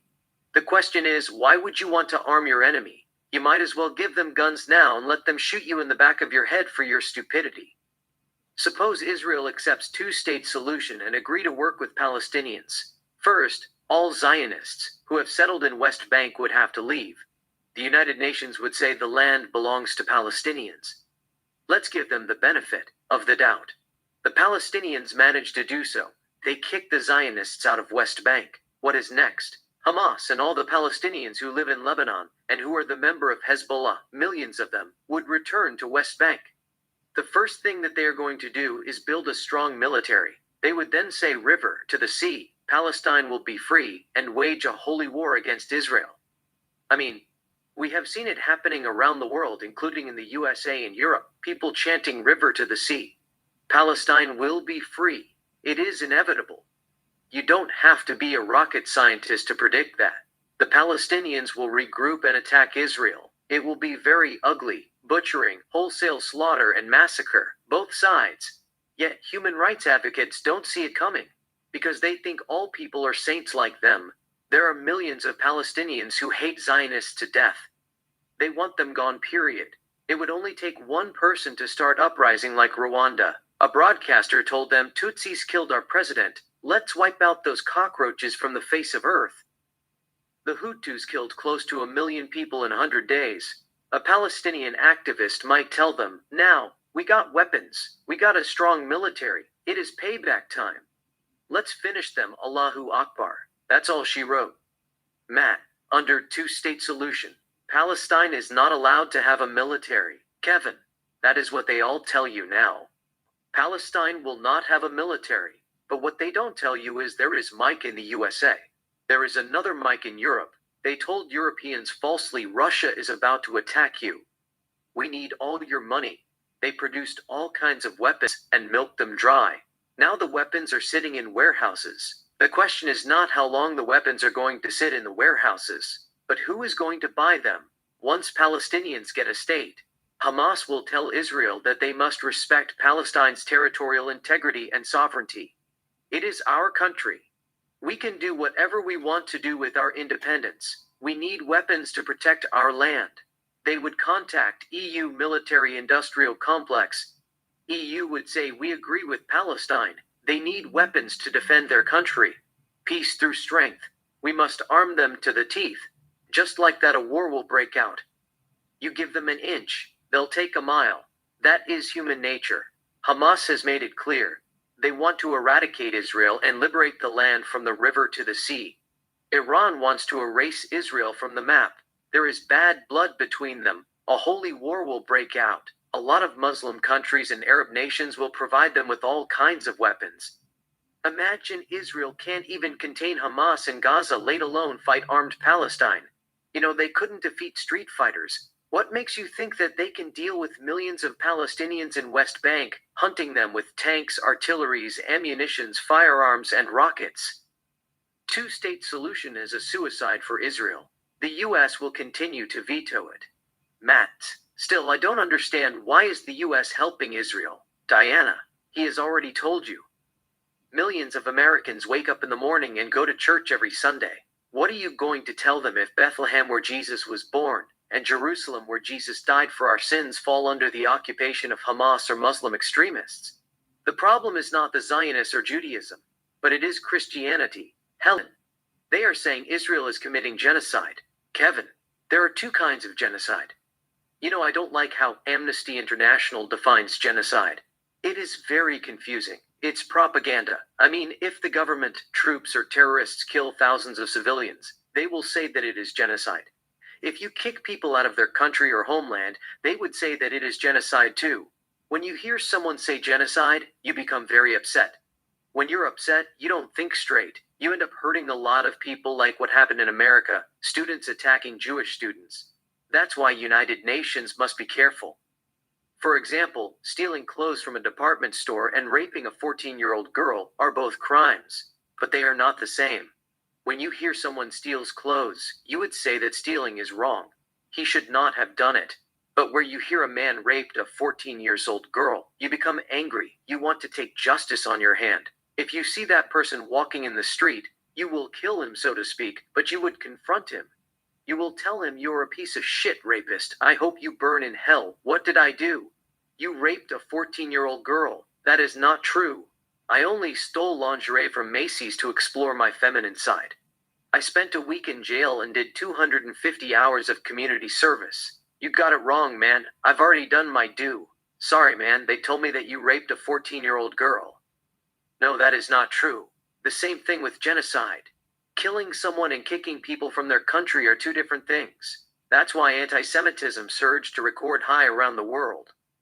People keep saying Israel committing genocide. Sarah, I don't know about that. A lot of people are dying, and a lot of people are forced to leave their country. Whether it is genocide or not, the fighting must end. The Palestinians have been fighting for years. You just cannot dissolve a state as though it were a county. You must come up with a solution that helps both nations. The Palestinians are human beings. They deserve better. Put yourself in their shoes. The Bible says you shall love your neighbor as yourself. Matt, It is not worth it. All Zionists should just pack up their stuffs and leave that place. They should come to America or Canada and start over. Israel is tiny. The Jewish people are very smart. They need a big open land. Imagine if America takes all Zionists and gives them a land in West Canada and leave Israel to Arabs. There will be no more Palestine and Israel news on the TV. I mean, I have been listening to Israel and Palestine conflict since I was a little kid. The only solution is to create a distance between them. It will solve the problem permanently. Diana, America is not going to give Israel to Arabs. In fact, Israel is more important to America than Canada. You don't even have to talk about millions of Americans who wake up in the morning and go to churches on Sunday.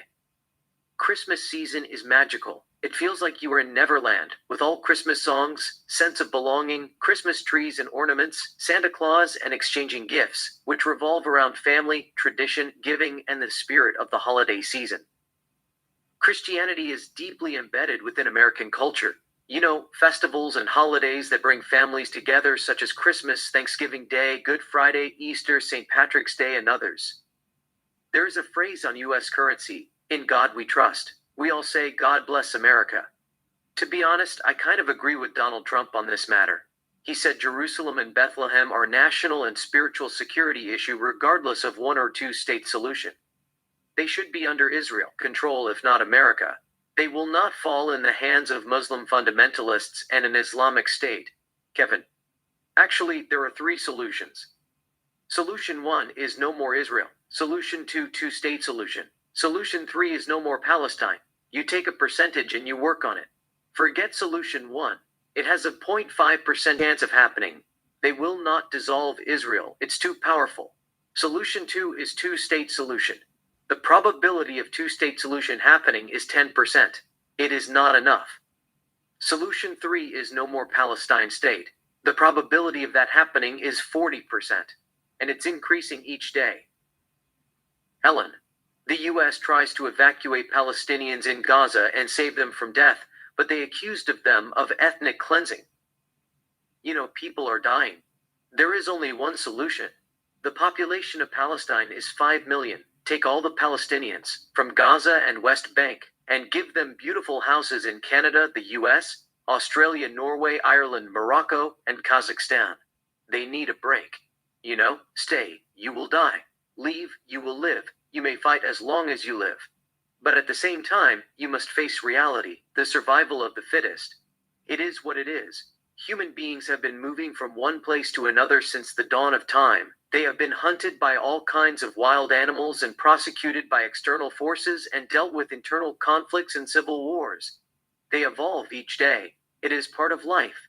They had faced all kinds of dangers. They picked up their stuff, relocated, and populated the earth. It is nothing new. Nature teaches you to fight and flight. It is not about what is fair and what is not. At least that is my solution. No more Palestine state. The place has a spiritual value to Christians. The United Nations must bite a bullet or bend the rule and end the state of Palestine. Matt, you're crazy. That's not going to happen. Muslims around the world will revolt. That will start a holy war. Helen, they will not revolt if you treat the Palestinians with respect and provide them with luxurious lifestyle and give them everything that they want. Just put all of them in a plane and bring them to Canada. Kevin, they will revolt regardless. That is red line to them. It is not because they care about Palestinians. They just don't want to see the Zionists and Christians America win. Matt, I have a question. Is Thanksgiving Day a Christian holiday? Diana, it was founded by Christians. It was intended to give thanks to Jesus. Kevin, it was intended to thank Native Indians for giving us the land. We are going to create a new holiday to thank Canadians for giving us Canada. Maple Leaf Day. Families will get together, eat poutine, and drink Canada Dry and watch hockey. Helen, I don't understand how people watch hockey. It is hard to see the puck. Matt, I like NHL. I am a big fan of Kings. It is different when you watch it on the TV. You have to watch it live. On the TV, the camera can't keep up with the speed of the puck. When you watch it live, you can see everything. That is why too many people don't watch hockey on TV. It is difficult to follow the puck. But when they watch it live, they get hooked on it. Helen, it is too fast for me too. Matt, you get used to it. I mean, when you watch it for the first time, it is headache. Then gradually, slowly but surely, your brain starts to make sense out of it. Here in Canada, they have been watching it since they were little kids. They can watch soccer and fast forward and tell you if it is offside or not. They don't need VAR, Kevin. Anyway, we have to wake up in the morning and drive back to Toronto. They had one of the biggest demonstrations in North America. It was bigger than demonstration in Serbia 3 years ago. I am going to hit the hay. I'll see you guys in the morning. Good night. Helen, good night. Diana, bye. She walks away. Helen, I'm tired too. I didn't get enough sleep last night. See you. Diana, bye. Kevin, to Chris, bye. Chris, bye. Helen walks away. Matt, let me have few words with her before she goes to bed. Bye. Diana, bye. Matt drinks his beer in one breath and walks away. Sarah and Joe say bye and leave as well. Diana, I'm sorry we bored you with political nonsense. You were quiet the whole time. Chris, it's okay. I was just listening. It is better than real time with Bill Maher. She smiles to herself. Diana, anyway, what are you up to? I mean, are you a freelance photographer? Chris, you could say that. Diana, you're not married, are you? He shows her his fingers. No ring. Diana, are you seeing someone? Chris, not really. Diana, what is not really? Chris, I was sort of romantically involved with a married woman. We both decided to end it in good terms and be friends. Diana, that sounds scandalous, but is that the end of the story? Chris, sometimes we talk on the phone. Phone sex. That's about it. She smiles in beauty. Diana, were you in love? Chris, I am not going to answer that question. Diana, how come? Chris, I don't usually talk about feelings that I have for another woman while talking to a girl whom my heart finds attractive. She can't help but blush. Diana, I didn't know you're a player. Chris, I am not a player, it's the truth. Diana, I can handle the truth. It's good you have found me attractive. I found you attractive, too. It is his turn to blush. There is a silent moment. They get closer and kiss French. Interior hotel, bedroom night. Chris and Diana make love. AXT CTV van moving day. An established shot of CTV news van moving in the road of Canada.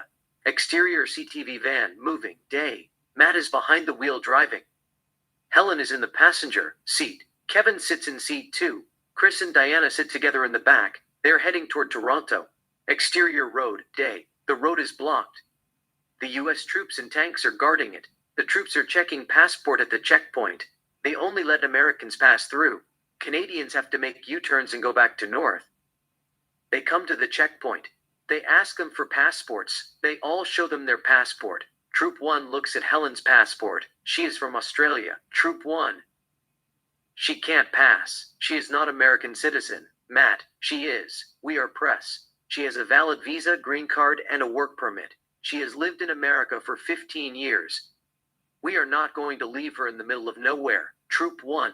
Only Americans are allowed to pass this checkpoint. No green card or no foreigners. Till the riot dies down. Either you can make a turn and go back where you're from, or drop her there. The bus will take her to Montreal. It is up to you guys. They look at the tanks and troops with machine guns. Helen. It is okay. I'll catch the bus. I'll meet you guys there. Matt. No, we will drive back and contact the US Embassy. This is not right. Matt starts the car. They make U-turn and drives north. Exterior Montreal day. People continue to protest in the street, throwing stones and Molotov cocktail at the troops. It is a total chaos. The crew come driving. They park the car on the side of the road and get out of the car. Diana, we are stuck here. We can't go back. We might as well cover the news here in Montreal. We have no choice. I will call Kevin and let him know. Mark grabs his camera. He gives Diana the wireless camera. Diana, people here in Montreal, Canada continue to protest. Hundreds are dead. Thousands are injured. We are at war. They are saying Canada is not for sale. Canada is for Canadians. Canada will never be a part of the US. We Americans should stand with Canada, show solidarity, and support them unconditionally. Most Americans are against the invasion of Canada.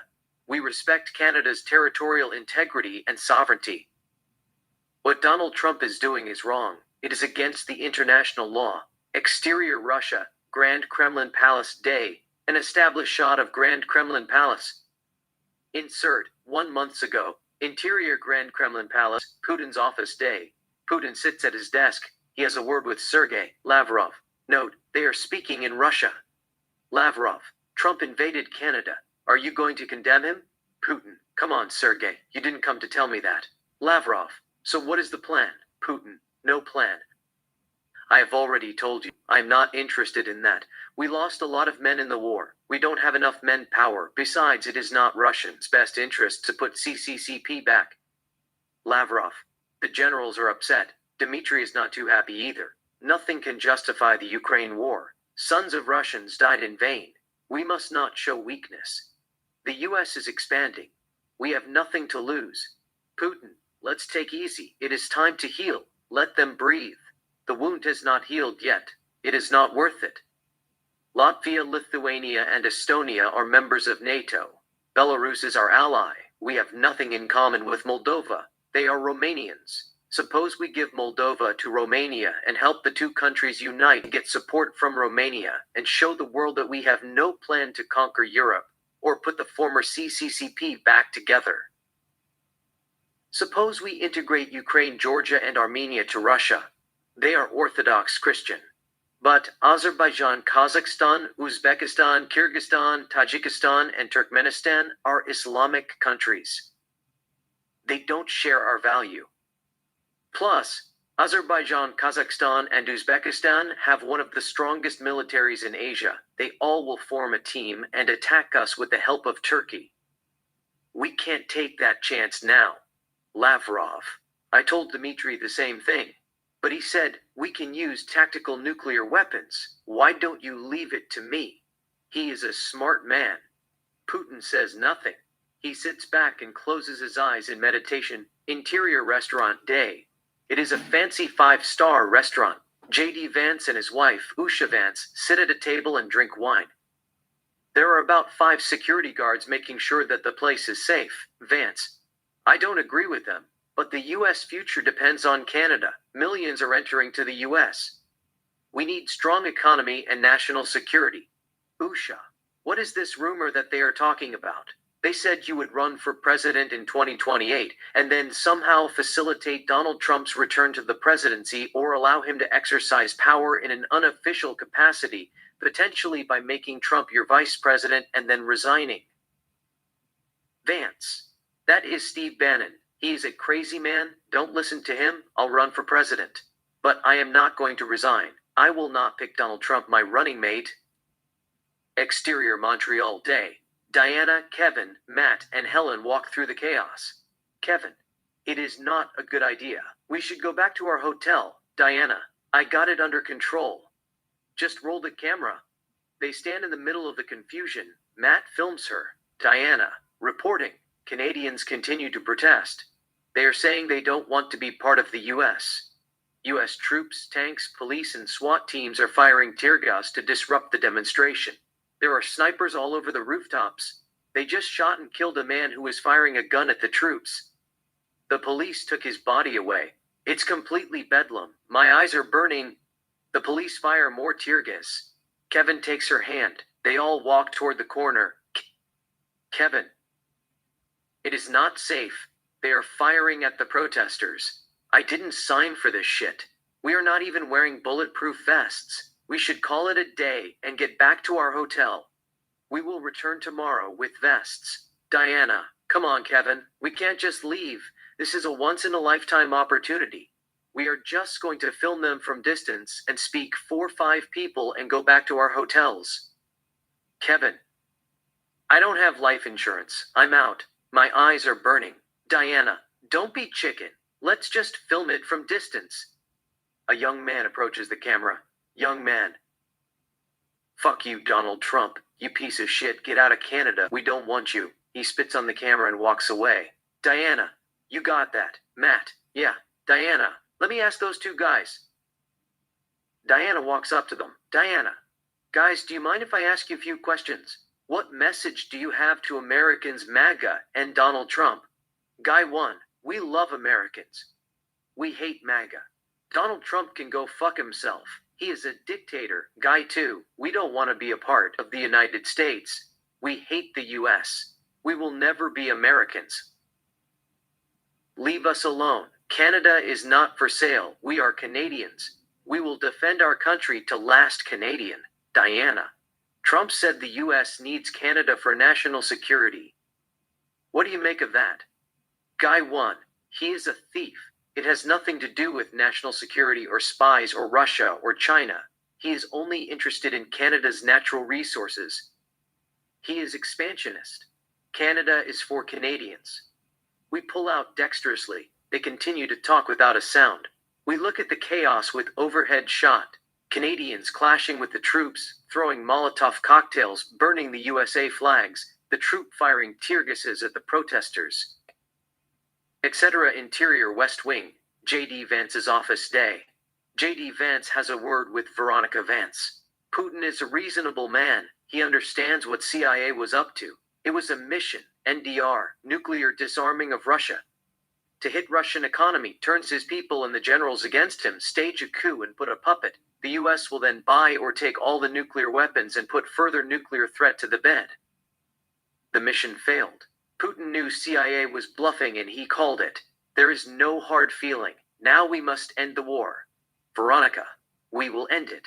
Vance, anyhow, what's new?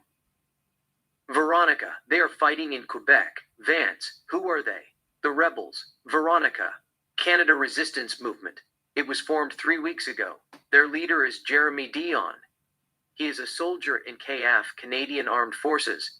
They are funded by Kevin Thompson, the richest man in Canada. The family owns Thomson Reuters Corporation. Vance. Where are they? The headquarters, Veronica. Most of them are in Toronto and Quebec City and Montreal. They are blending with society. They have a website, Free Canada. Vance. Who is supplying them weapons? Veronica. China, Russia, Iran, South Africa, EU, what have you. Veronica opens her file and gives Vance the picture of Dion. Vance looks at the picture. Vance. So what is the plan? Veronica, they might take him out. Trump has already given us green light. Wanted dead, not alive. Vance. I doubt that it is a good idea. It will fuel things up. You should bring him in alive. It'll serve as a gesture of goodwill. Veronica, will do out best. Exterior, Jeremy's lake house, day. An established shot of Jeremy's lake house. Interior, Jeremy's lake house, living room, day. Jeremy sits at a table and watches Diana reporting in the chaos. CRM fighters fire at US troops. US troops fire at them back. It is a wild. Diana continues to report. She gets shot in the arm. Kevin quickly shells her and takes her to safety. Matt continues to film. Jeremy seems to be taken by Diana's bravery. Exterior Canada, flashback day. Diana is addressing news. Matt is filming her. Kevin stands nearby. Out of nowhere comes CRM fighters and begin to fire at US troops and tanks. The US troops fire at them back. People run for covers. Diana gets shot in the arm. Kevin grabs her. They hide behind a car. Mark takes a cover as well. CRM fighters and US troops go at it, firing at each other like crazy. They are at war. US troops shoot and kill a couple of fighters. Diana holds her wounded arm and watches everything in awe. Kevin makes sure Diana is okay. He removes his jacket and gives her the jacket to put it on. Diana tells him that she is fine. She doesn't need it. Matt films the shooting. Interior Hilton Hotel, bar, day. Kevin has a word with Diana. They are sitting at a table. Kevin, it is getting crazy. I don't think it is safe. We must get back to the States. Diana, I'm staying. This is going to change the world forever. Kevin, are you nuts? You are lucky to be alive. Diana, it is only a flesh wound. I am fine. The bullet barely grazed my skin. Interior Hilton Hotel, bar night. Diana, Helen, Kevin, Chris, Matt, and a journalist named Mark sit at a table, drinking various alcoholic beverages. Kevin, J.D. Vance is running for president. He could be the next president of the U.S. What do you think? Diana. J.D. Vance is a little bit slow. He talks about immigration a lot. Immigration this and immigration that. He is a poodle barking louder than Rottweilers, pit bulls, Dobermans, cane corso, and neocon hyenas. Let's give him the benefit of the doubt. At least, he is a little bit sensitive. He cares about Americans, but he has zero understanding of the root cause of mass migration. Neocons like Lindsey Graham imposes sanctions on a country, which the US believe that the government in power doesn't have Americans' best interest at heart, and destroy its economy. They accept people to sit tight and live in poverty. It goes against the principle of human nature. Humankind is not designed that way. They always seek a better life. They want to improve their circumstances, pursue their goals, and find meaning in their existence. For instance, look at Venezuela or Eritrea, a country in East Africa, next to Red Sea. The US imposed all kinds of sanctions on Eritrea for years. They all left the country and migrate to Europe. That's on a small scale. Of course, nobody wants to talk about neocons, CIA, the Mike military-industrial complex, and warmongers who stage all kinds of coups and regime changes, arming rebels and opposition groups and starting all kinds of civil wars. Over 13.3 million Syrians left the country due to Syria's civil war, because the neocons decided to overthrow Assad regime for a change. Who is at fault? Stay in your country and die. Flee and you may live in a refugee camp.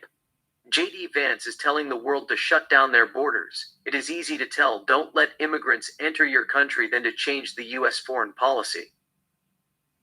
Their favorite word is democracy. They import democracy and take all the natural resources as a payment plan. Democracy means serve and protect the US interest at all cost. If you must turn the world upside down, do so. Proxy wars in Syria, Ukraine, Iraq, Sudan, Libya.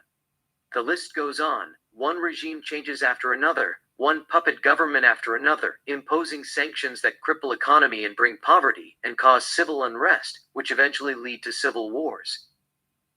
And Mike selling weapons worth billions of dollars. Just throw everything into disarray, create chaos, violence, destruction, killing, massacre, and mass migration. You have to fix your foreign policy before you talk about mass migration. It is like a company laying off thousands of workers and telling others don't hire them. Still, it makes no difference.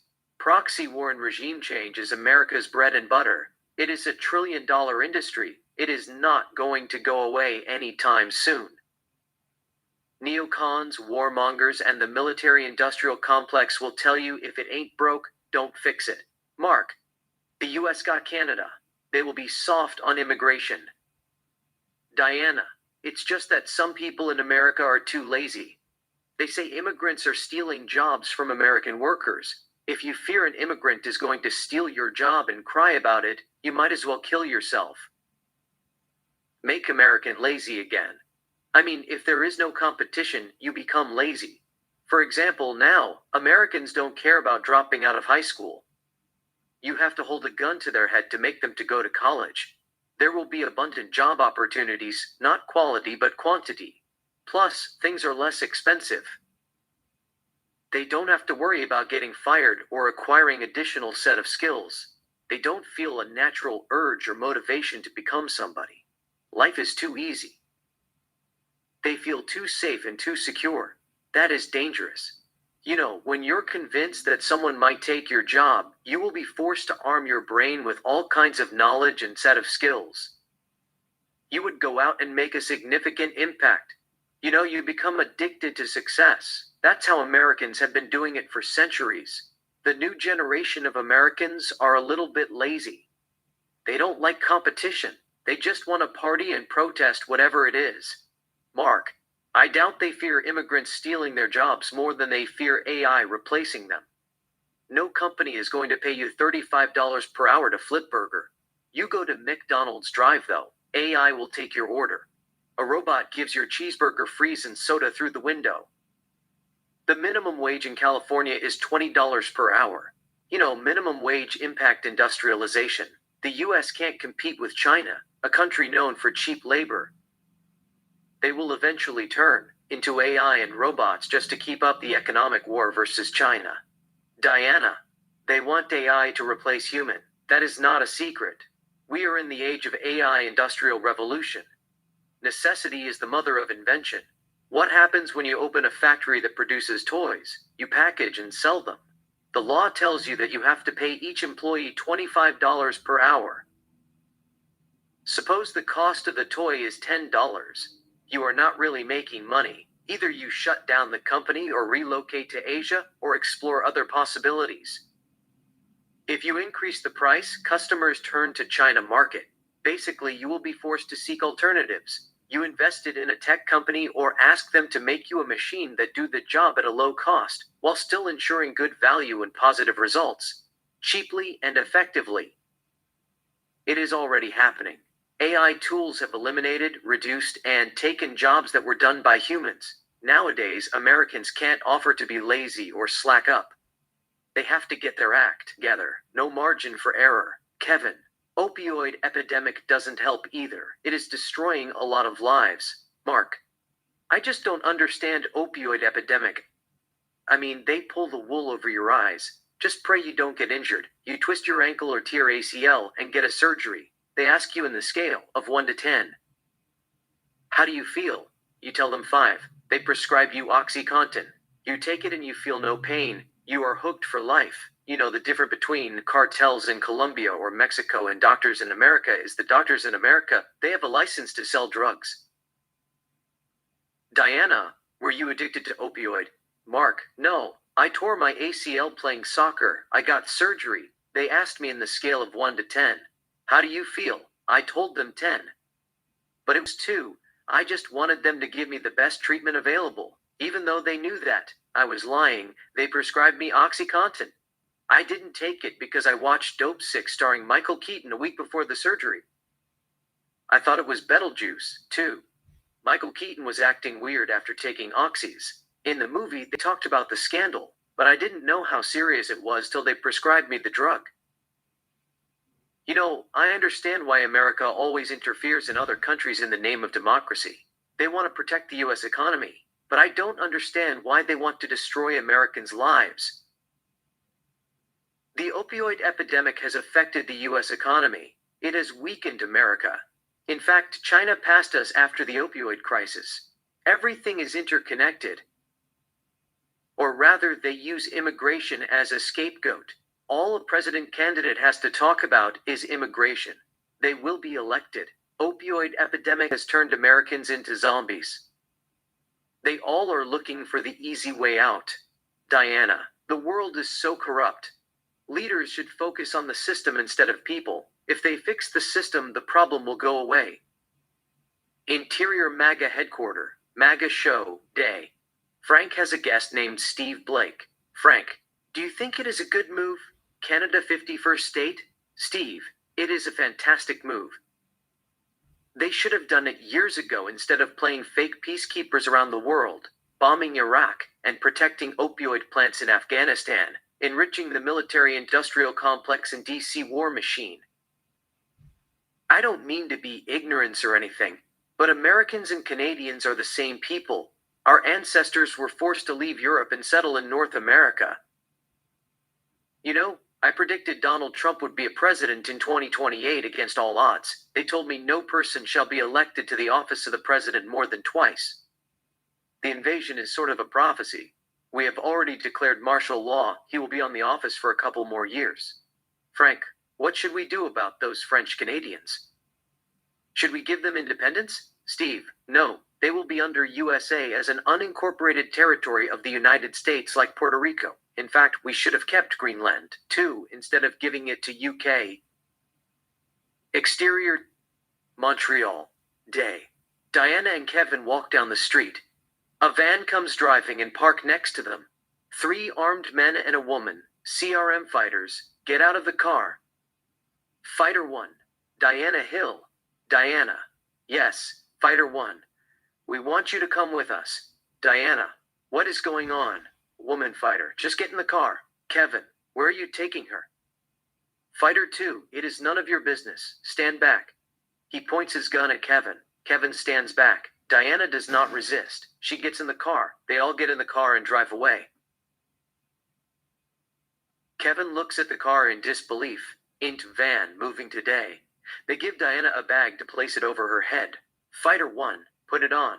Diana, what is going on? Fighter 1, just put it on, it is for your own good. Diana puts it on. Exterior van, moving, day. The car continues to drive in the streets of Montreal. Interior Jeremy's lake house, day. Fighter 1 and woman fighter escort Diana to the room. There is a chair, there is a camera. Fighter 2 is behind the camera. They make Diana sit and remove the bag from her head. Fighter 1, here, you ask him these questions? Diana, who? Jeremy enters the room and sits in front of her. Diana is taken aback. Jeremy, hey. Diana, hey. Diana reads the questions. She doesn't like them. Diana, what is this? Fighter 1, just ask him. Jeremy gives him a be cool sign, take it easy. Jeremy, what do you have in mind? Diana, what do you want to accomplish? Jeremy, the goal is to free Canada. Diana, how are you going to do that?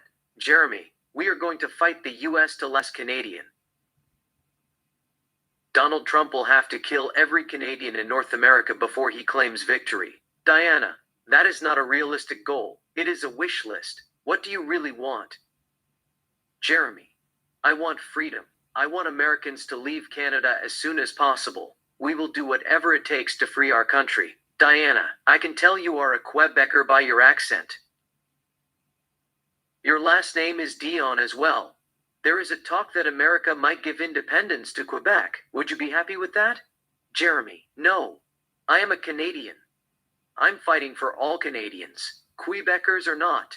British Columbia and Native Canadians, all. This is our country. We all are willing to die for our country. We will never give up. If we must fight for 100 years, we will fight for 100 years, till we are free. Diana, the US has one of the most powerful militaries in the world. Don't you think that you should resolve it with peace? Jeremy, what kind of peace are you talking about? USA took Hawaii. Nobody put up a fight. They took Greenland. Nobody says a word. Peace can only be achieved with resistance. You have to fight before you talk about peace. You have to go to war before you discuss peace. You can't ask for peace without a war.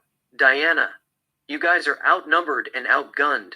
All the Canadians' Army, Navy, and military force are surrendered. You are on your own. If you ask me, it is a suicide mission. You have already lost hundreds of fighters. Why don't you at least ask China or Russia or EU for military aid if you are serious about it? Jeremy, we did contact with China, EU, and Russia. EU said they don't recognize us. They see us as a terrorist group. On the other hand, China and Russia have showed us their supports. They stand in solidarity with Canada and Canada Resistance Movement. 1,000 Canadians are joining each day. They are arming themselves. They'll defend their country and freedom with knives, axes, stones, and even deer rifles. Trump has to kill all of us before he makes Canada 51st state. Diana, what could go wrong if Canada joined America? Same people, same culture. Some people say that Canada has nothing to lose but gain. Now they are a part of a nation that is the world's most dominant economic and military power. No harm will come to them. What is your take? Jeremy, it is principle. The Bible says, man shall not live by bread alone. Peace by itself or luxury can't feed your soul. If you don't stand up for what you believe in, democracy, justice, and liberty, you will never be free. We are Canadians. We are not Americans. Our voice should be heard. Our voice will never be silent. Our voice will live forever. We have chosen to uphold our nation's values, freedom. We'll defend our country by any means necessary. We don't want to join America. There must be an international law. The US must respect the sovereignty, independence, and territorial integrity of Canada in accordance with the UN Charter and international law. They continue to record him. In CIA meeting room day, Veronica and CIA officials listen to Jeremy the interview. Veronica pauses the video. Veronica. He has contacted China and others for military support. He is in CIA's most wanted list. We can't take a chance. He has carried out a lot of terrorist activities, including the bombing of a dam in Minnesota. The Canada Resistance Movement has taken responsibility for the attack. Exterior Jeremy's Lake House Day. An established shot of Jeremy's Lake House. Interior Jeremy's Lake House living room. Day. Jeremy talks to his wife Audrey, age 27, and his daughter Sophie, age 5, on his laptop. Audrey, we missed you. Jeremy, I missed you too. Audrey, why can't we see you? Jeremy, I've already told you it is not safe. They are killing us with drone strike. I will see you soon. Audrey, I love you. Jeremy, I love you too. Give Sophie a kiss for me. Audrey, you do it yourself. Come on, Sophie. Jeremy, we don't have time. They will track me. Audrey, just say hi to her. Exterior Jeremy's Lake House. Day. A drone files in the sky. It fires a missile. The missile hits the house. The house explodes. Interior Audrey's house. Day. The screens go dark. Sophie looks at it and says nothing. It seems that Audrey knows that something bad had happened. Her eyes are filled with tears. She closes her eyes. Tears fall down by her face. Audrey looks at her daughter. She is sad too. Audrey hugs her and kisses her on the temple. Fade to black. To be continued.